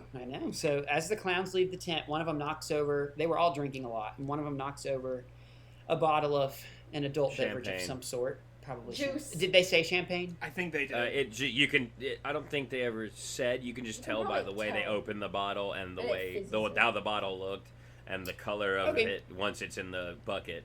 They knock it over and it falls in a bucket of water right as Timothy Q. Mouse leads Dumbo up to it and says, "Hey, let's get a drink of water." So they both drink it. This is when he was like, "Don't crying just gives you the hiccups. It's not good." And then he gets the hiccups, so he's like, "All right, drink some water. It'll help you with the hiccups." And then he gets this child drunk. Well, they both get drunk. And it's really funny watching Timothy get drunk, actually, because he's like stumbling. Underage drinking. Disney loves crime. Disney loves crime. Oh my God. Our favorite saying, it's back. Disney loves crime. I will find a place to put it in every episode. I honestly just gotta respect that at this point. Good. This is probably the scene that I like the least. Yes. I've never liked the pink This elephant leads into scene. Pink Elephants I thought on it was Parade. weird. Oh, also, the clowns, when they're singing about taking the boss, getting a boss to give him a raise, is apparently considered an actual song in the movie. Really? They sing like one line. Okay. Anyways, yes, Adam. I have a very hot take that's going to get me kicked off this podcast. Oh, Okay. The Pink Elephants on Parade did Fantasia better than Fantasia.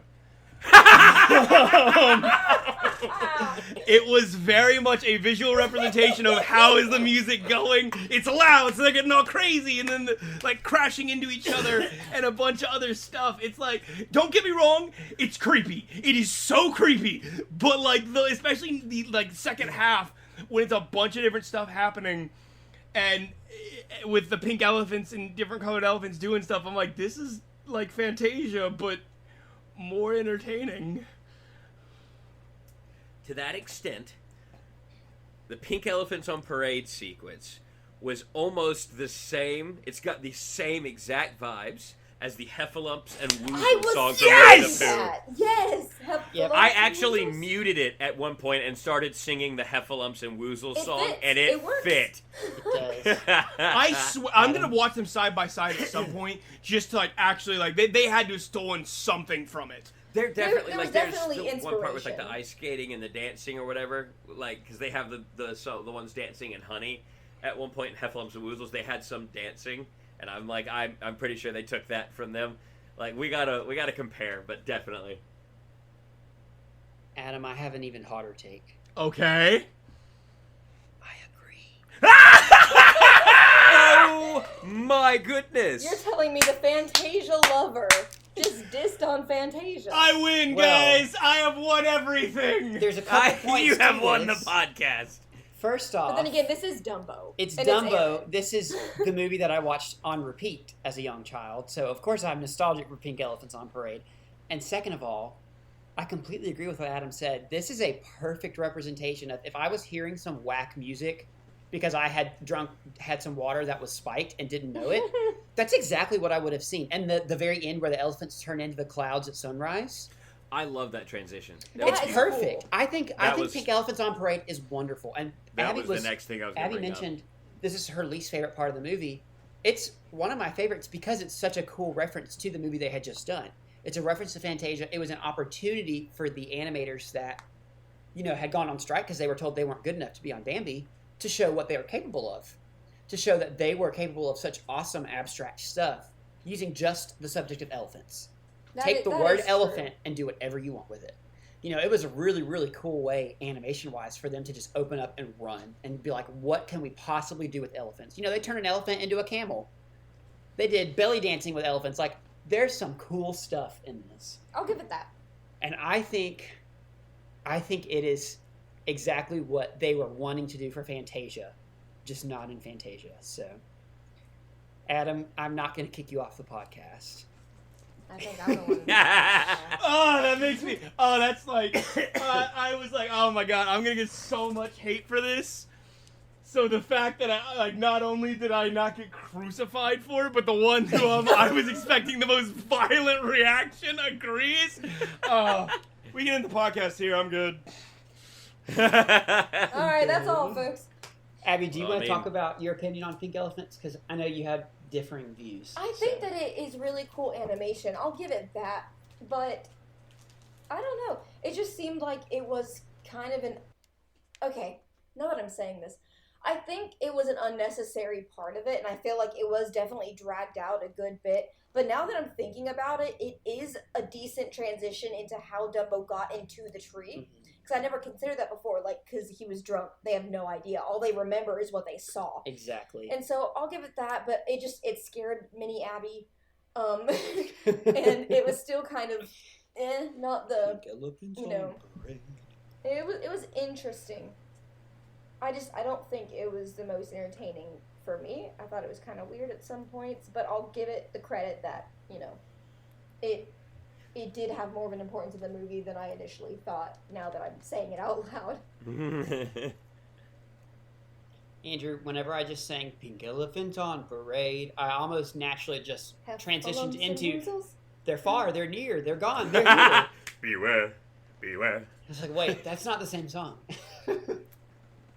Same vibes. That was going to be my only retort to you thinking it was kind of unnecessary, was that when you really think about it, it does work, because they wanted to have Dumbo waking up in the tree, but not knowing how he got there, because he needed to figure out on his own that he can fly with his ears. And so I think having him, even though getting drunk is a really, really weird way to do that, so they probably could have done that a different way, but it was also the 40s, so different time. So this is when, at the end of Pink Elephants on Parade, because there's really no explanation for it. There's no way we can really talk about it other than it's Pink Elephants on Parade. If you have never seen it, I think they may have go on YouTube and it's a drug trip. So just go. If you've never seen it, go to YouTube. It's on there. You'll feel like you just had some drugs or something. But so Dumbo and Timothy. Very Alice in Wonderland, like. Yes. To me. Yes. It was. That's a whole other take, though. Yeah. Dumbo and Timothy Q wake up and they're in a tree. They don't realize they're in a tree. Timothy wakes up and sees these crows laughing at him. And these crows are where we have to take our second unfortunate turn down Racism Road.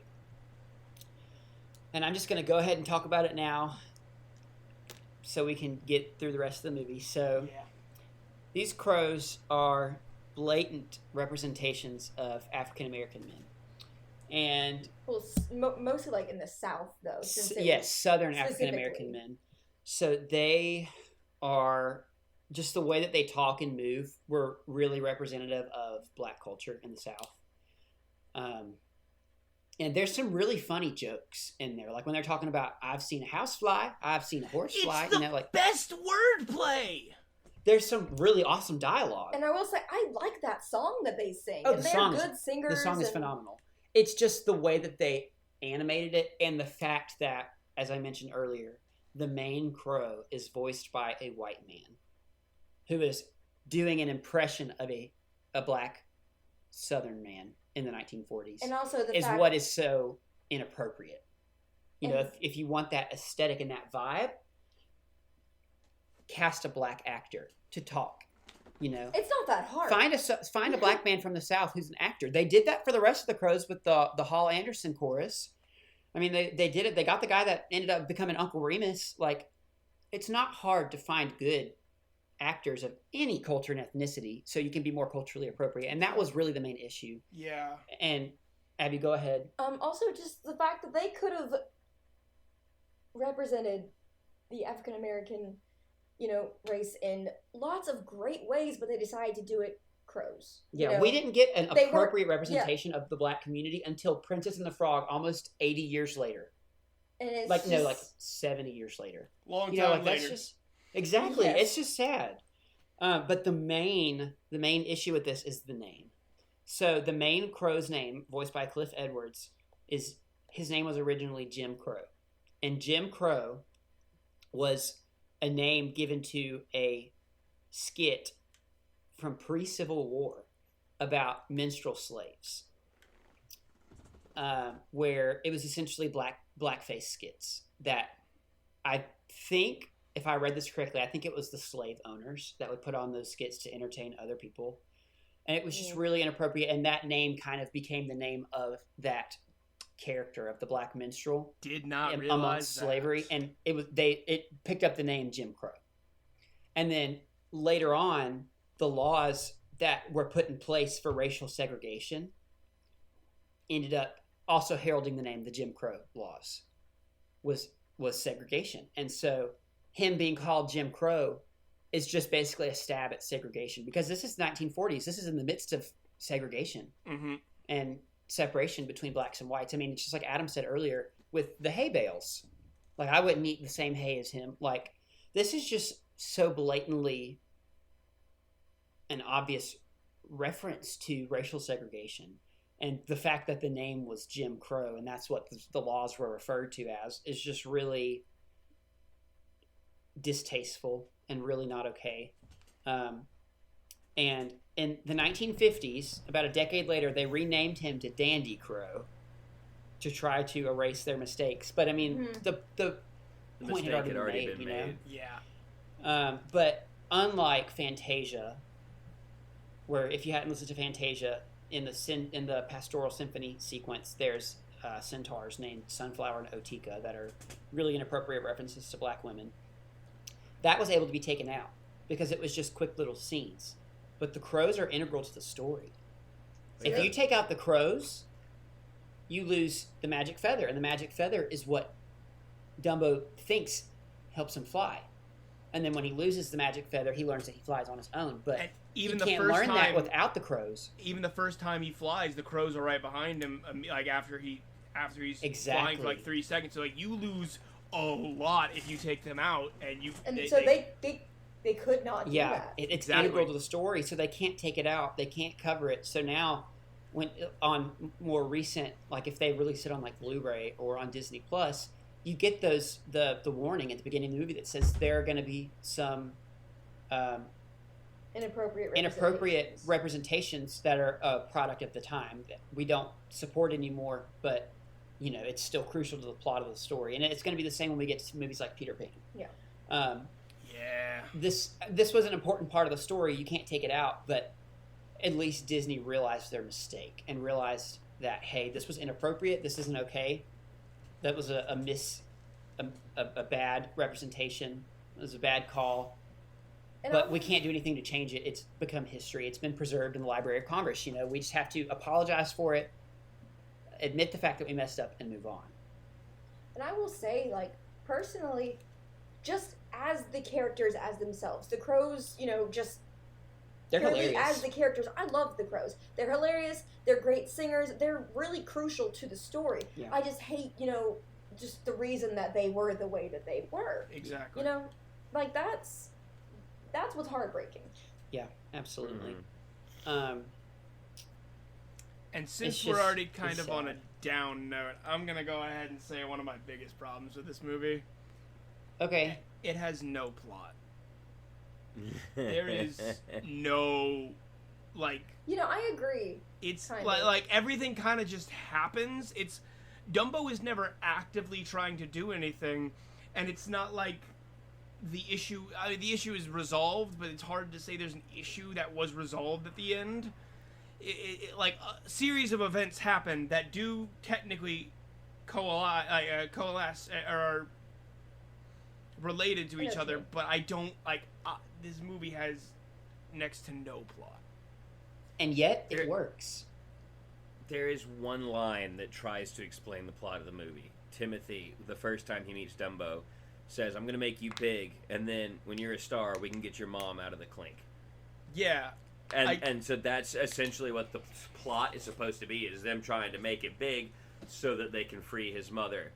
But it's still more just a series of events.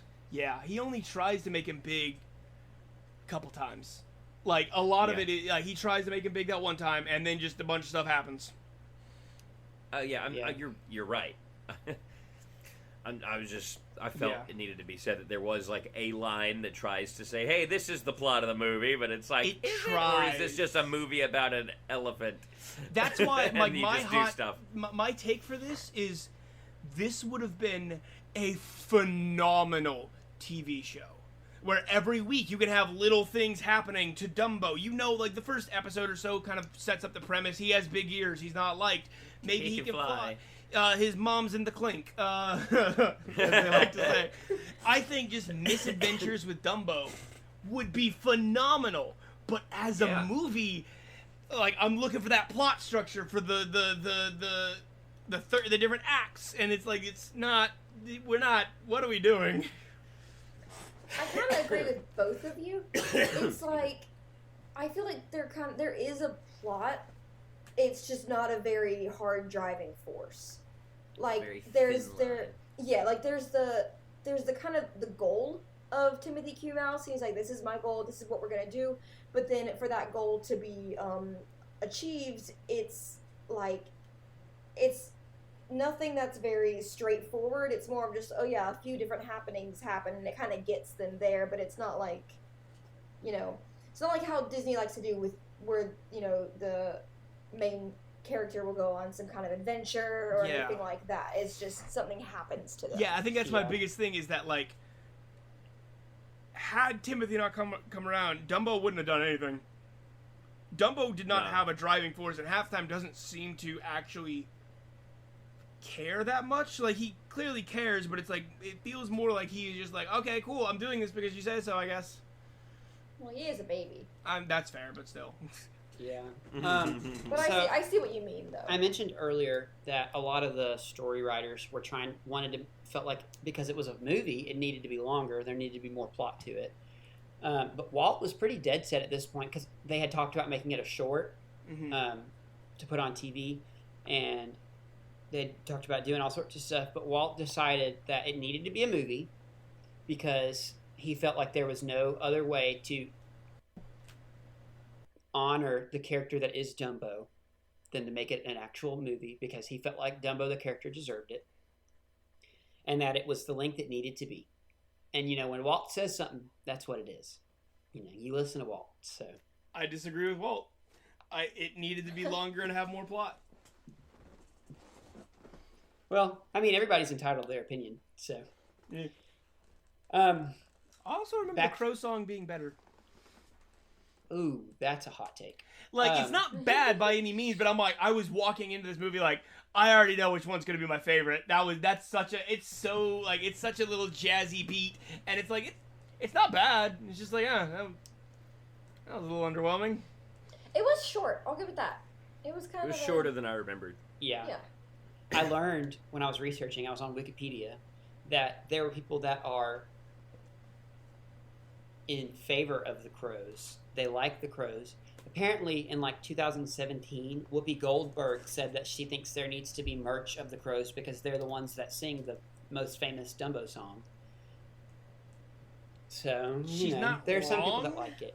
She's definitely not wrong.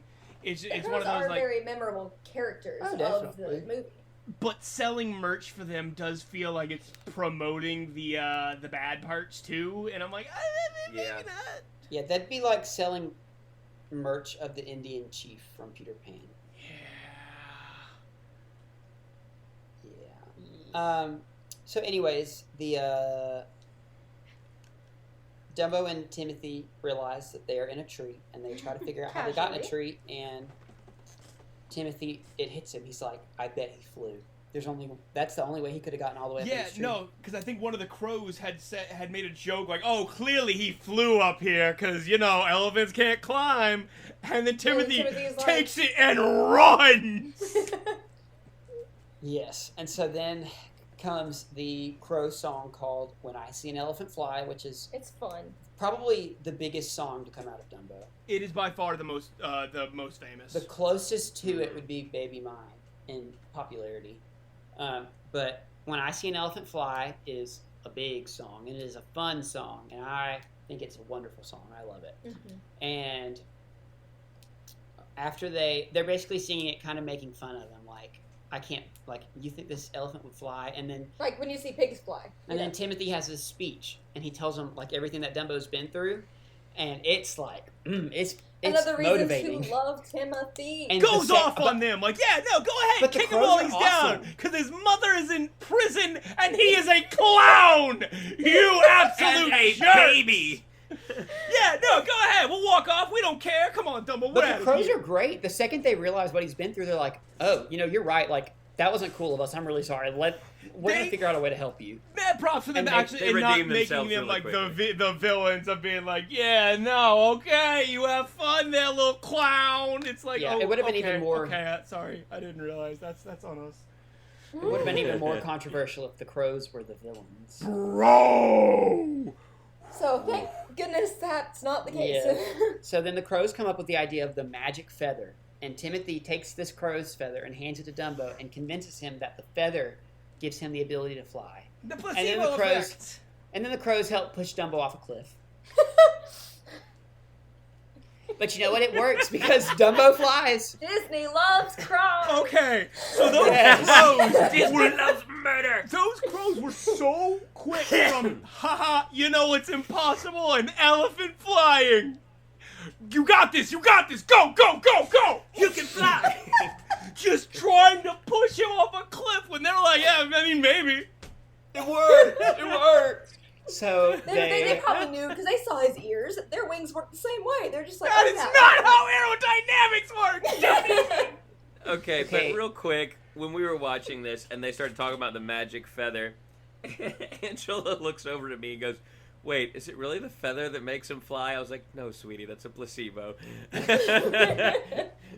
We love she Angela. She glared at me for sharing the story. there was lots of moments in the movie viewing process where Madeline just looks at me and said, "This is a horrible movie."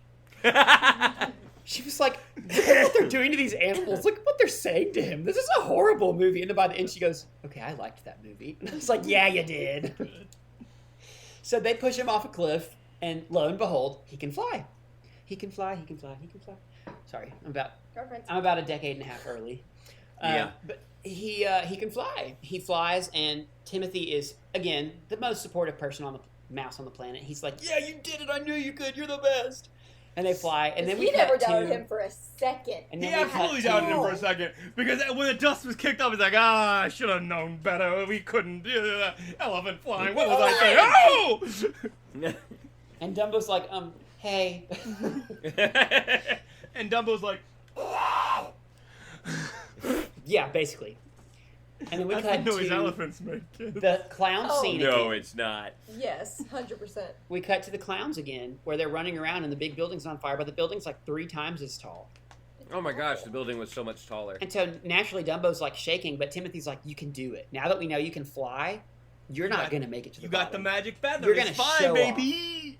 And so Dumbo's like, okay. And so then he jumps off, and while they're flying down, and it sounds like a kamikaze plane. Like, it's like freaking... Bro, it straight up sounds like an old school plane. That was terrifying. It's awesome. It's awesome. And the feather Fighter jet. flies out of his trunk. And he loses it. And they're like, Dumbo's like freaking out. He's like, "Oh my gosh, I can't handle this. Oh, I he's lost having my a panic feather." attack. And Timothy's like, "It's okay. You don't need the feather. You never needed the feather. It was a joke. Just fly, Dumbo. Come on, fly." Yes, Adam? I forgot how quickly they got rid of the magic feather. Because I thought it was I in like know. another scene or two, but it's literally, the magic feather can help us fly. Next scene, it's gone. Because the real magic feather were the friends that we made along the way. That's some I Timothy hate Q. Mouse. that works so well. Because Timothy said, "You don't need it. You can fly, my dude." And he did. And at the very Adam, last I second, swear- he did. I saw you almost throw your headset off. I your almost head. took my headset off. I digress. So, anyways, at the very last second, right before being an elephant pancake on the ground, Splat. Dumbo goes whoa, and makes an L curve, and now they're flying, and they fly above the heads of the people all around the tent, and everybody's like, Clowns are running. everybody's having a conniption. They're like, "Is that elephant flying?" I And then it, swear I remember him taking up water and spraying them with it. And so I kept did. waiting. I'm like, now it's gonna... He did? Wait, I thought he did at one point. Did he not? No, he sprayed the other elephants.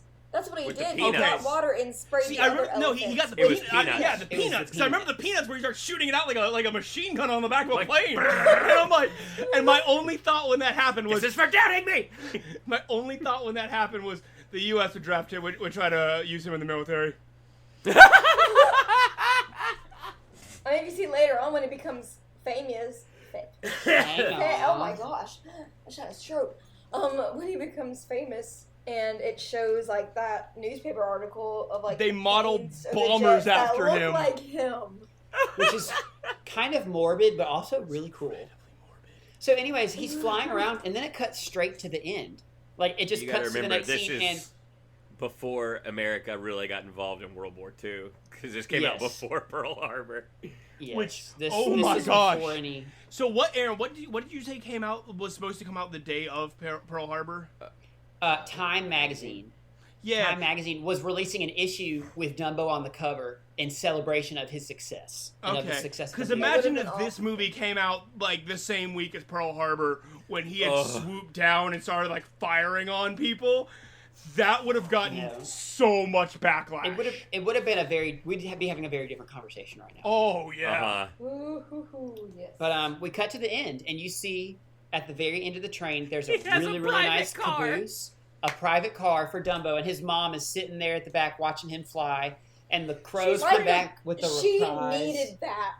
She is finally. I know. It My looks girl. like she is the only elephant not working, and honestly, I hope so. I hope so. Exactly. She deserves They're it. like, yeah, we were too. so wrong. Me Sorry too. about that. So But that's the point when I realized how short it was, because it was like that scene, and I thought something else was gonna happen. Like he gets more and more famous. Like you see that, but no, it just immediately it's the end, and I was. yeah, the crows come back with a reprise of When I See an Elephant Fly. You see the mean elephants singing along to it like they're all nice and friendly, and I'm like, Because don't they're eat We them. always believed in him. Give me peanuts. Like, girl, you What? just said he was no longer an elephant like 5 minutes ago. What you mean?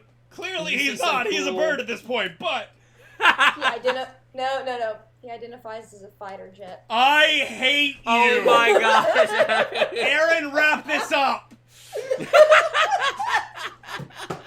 I'm on fire today. So I'm gonna The cut way that that out. the cameras are No! positioned on my screen, it actually looked like you were looking right at Aaron yelling at him. It was the funniest thing.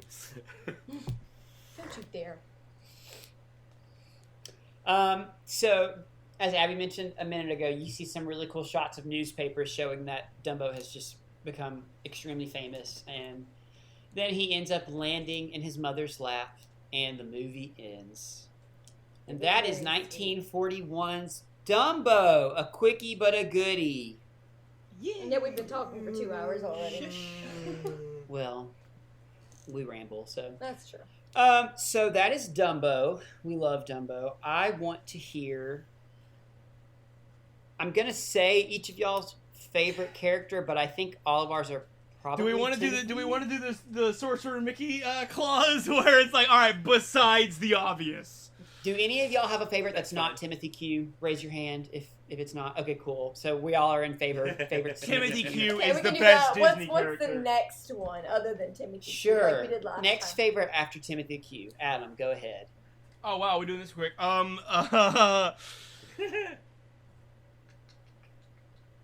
So it would.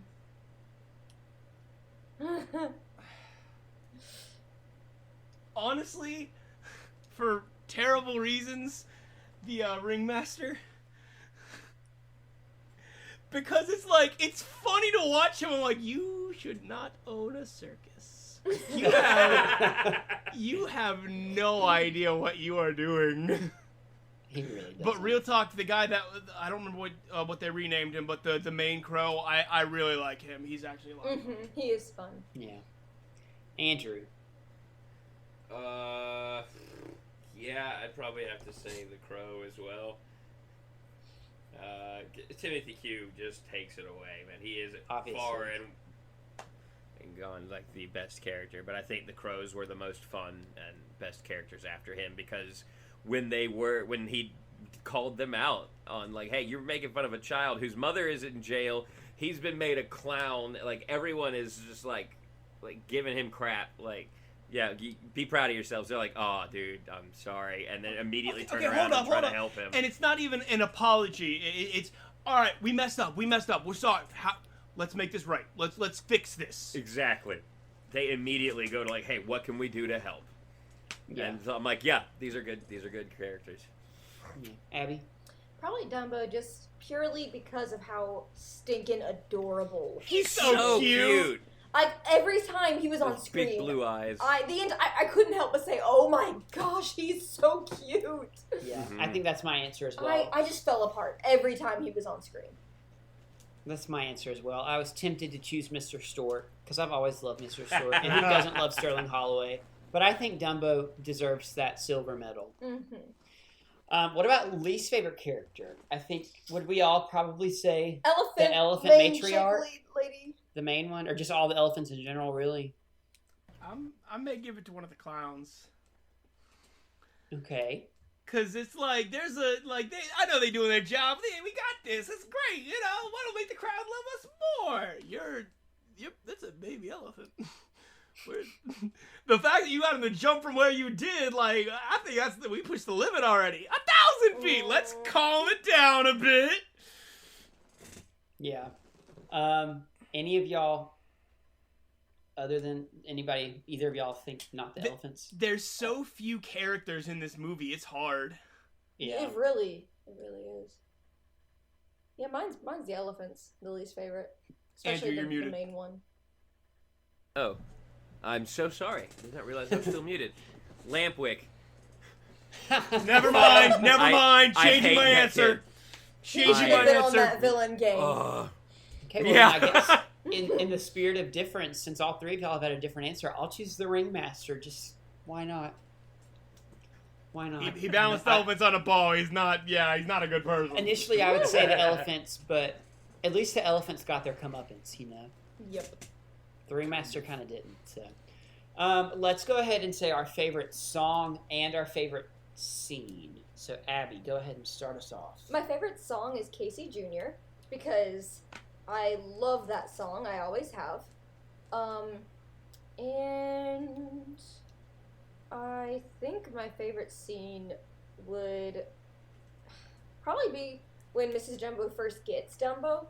Like when he first delivers it to her and everything, and you first see him, just again because of how stinking adorable he is. And that's probably my favorite scene.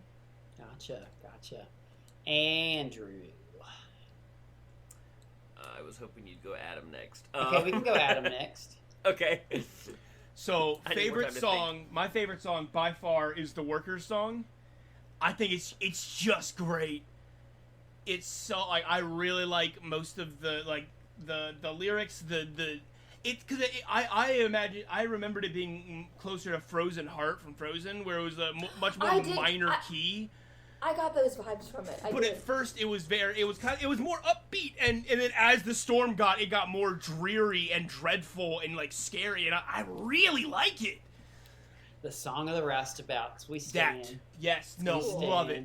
Favorite scene is the first interaction between Timothy and Dumbo, right after Timothy has scared them off, where he's trying to lure him out, because it's like he's just at this point I'm still waiting for the other shoe to drop of what does Timothy want, but he gets to play, like, you get to see he knows how to work people, but does it for a good cause.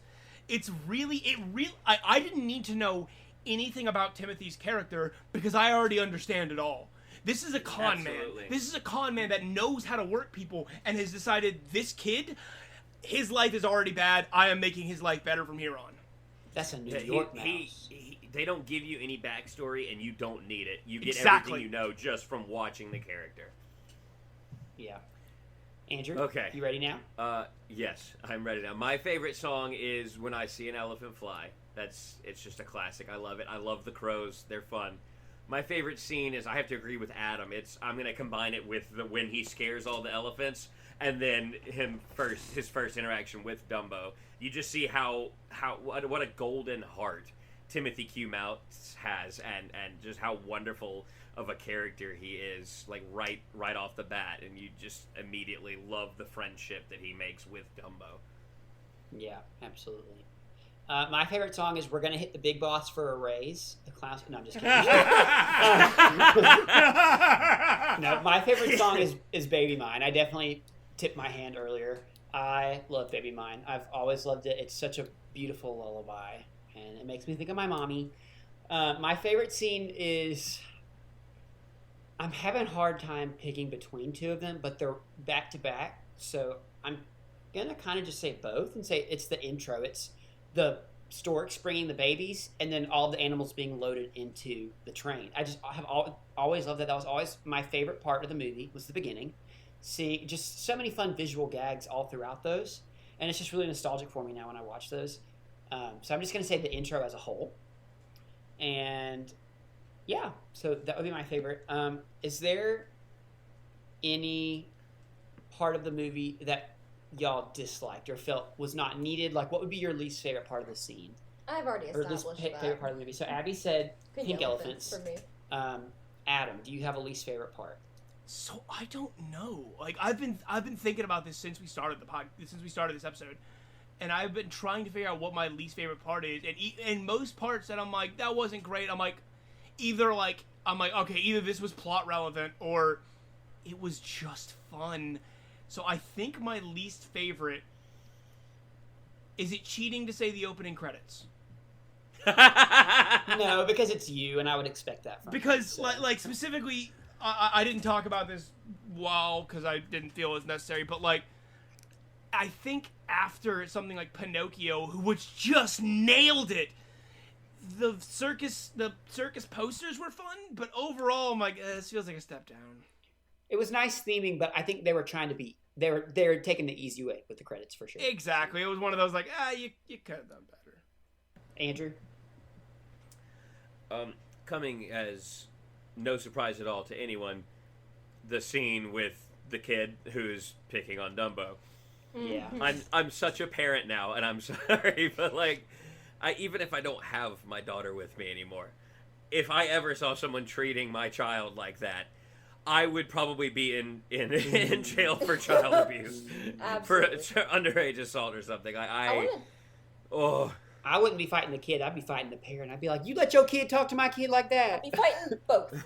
Yes. I want to change my favorite scene. Not do that. I was about to say, Abby, you better be careful. No.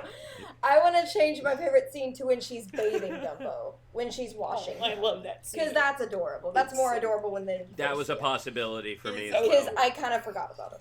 So, when I was a kid, easily, my least favorite scene was the parade. Because I didn't care for it. There was the one fun part was the gorilla, but I didn't. I thought it was so weird. I was like, why is there a parade? I'm watching a circus movie. You know, like it's pointless. I don't get it. Now that I'm older and I understand that was actually really relevant to the 1940s and the traveling circus, it's cool to me now, and I don't mind That's it. how they advertised. And I appreciate the artistic segments of the gorilla and the lions yawning, and you know all the little visual gags. I appreciate those now. So now, I would probably say either the one with knockoff Lampwick or the first scene of Dumbo as a clown, just because they both make me sad. Yeah. Fair. They both make me sad for Dumbo, but one of them is fun. Yeah, if y'all can't tell though, I love this movie, so there's not really any part that I personally feel like, oh, it just didn't work for the movie. Which I feel like we're kind of all there. Like, there are parts we don't like, but none of us, I don't think there's any part of the movie that any of the four of us feel like shouldn't be in the movie. You know, I think we're all kind of in agreement that, like, it works. It works as an hour-long movie. Well, initially, it's not long enough said for that it about to Pink feel... Elephants, but, you know, whatever. I mean, yeah, it's not really long enough to feel like anything shouldn't be in the movie for the most part. Yeah. So let's go ahead and give our final thoughts and our ranking on Dumbo. So if y'all don't mind, I want to go ahead and start because I got to start with the initial opinions. So I've said many times already, I love Dumbo. I think Dumbo is precious. It's comfort food for me. You know, this is one that I could put on in the background and not pay attention to, but the atmosphere of the movie playing is just perfect for me. Not that we ever are good with background movies because we're too ADHD. We would just end up watching the movie. But Dumbo is just so nostalgic, and it's a precious movie for me. It's charming, and I love all the characters, and I love the story. It's not a perfect movie. It's short. It's got issues. It's got controversy. I'm not saying that it's a perfect movie, but it is a wonderful movie with a great legacy, and it is one of the very strong pillars, a foundation of the Disney company. This is one of those movies that just works really well. So overall, trying to take into account the legacy and the controversy and all that, I think I would probably give Dumbo an 8 out of 10.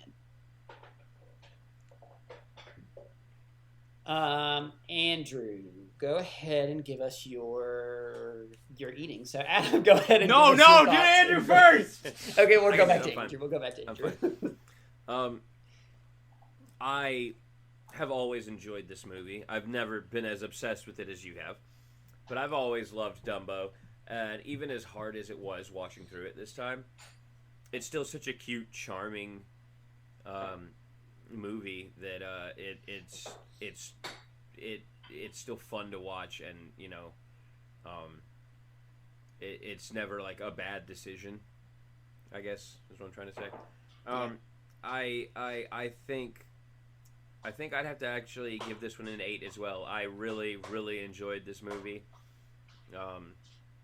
This is the best one that we've reviewed up to this point, in my opinion. Awesome. Now, Adam. Oh, Adam. Okay. Mr. Wet Blanket himself. Yes. Go ahead. I will be earning my paycheck today. All right. So, this movie is adorable. I love so much about this movie. Like I have not been shy to say, Timothy Q. Mouse is such a good person and really made this movie something for me. Looking at it without him, I don't think this movie is super good. I don't think this movie is just super great without him. Like, it's still good, don't get me wrong, and it's adorable, but it's like, he really carries a lot of this. And like I said, the plot of this movie, like, when it comes to actual story for the movie, it's not great. It doesn't really grab me for that. That being said, when talking, like, going throughout this movie, I was originally going to rank it lower, but just talking with you guys kind of has brought me around a little bit more to, I kind of don't care as much. It's cute enough. I still hold up, it should have been a TV show. Like, I think it would have been so much better that way. I'm going to give it a 6.5 out of 10. Awesome. It was going to be a 5, but it jumped up 1.5 points. Wow. We're influential. It's so cute, man. Okay, Abby, go ahead and give us your opinion. I really like this movie. It's really cute. There wasn't really a moment that I was super, like, bored, per se. You know, I was always entertained and all that kind of stuff, and it had some great moments, great characters, great songs. I do wish it was longer, you know, and that kind of stuff, or like that, or I wish it had more, like, a solid storyline to where it would stretch out a little bit more. But, you know, they were doing what they could.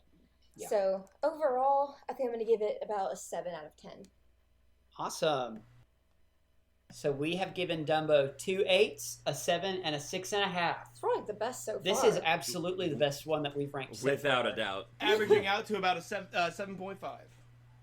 Nice. Yeah, I've been keeping track of them and just basically totaling them up. So I have, like, what they made out of 40 for each one.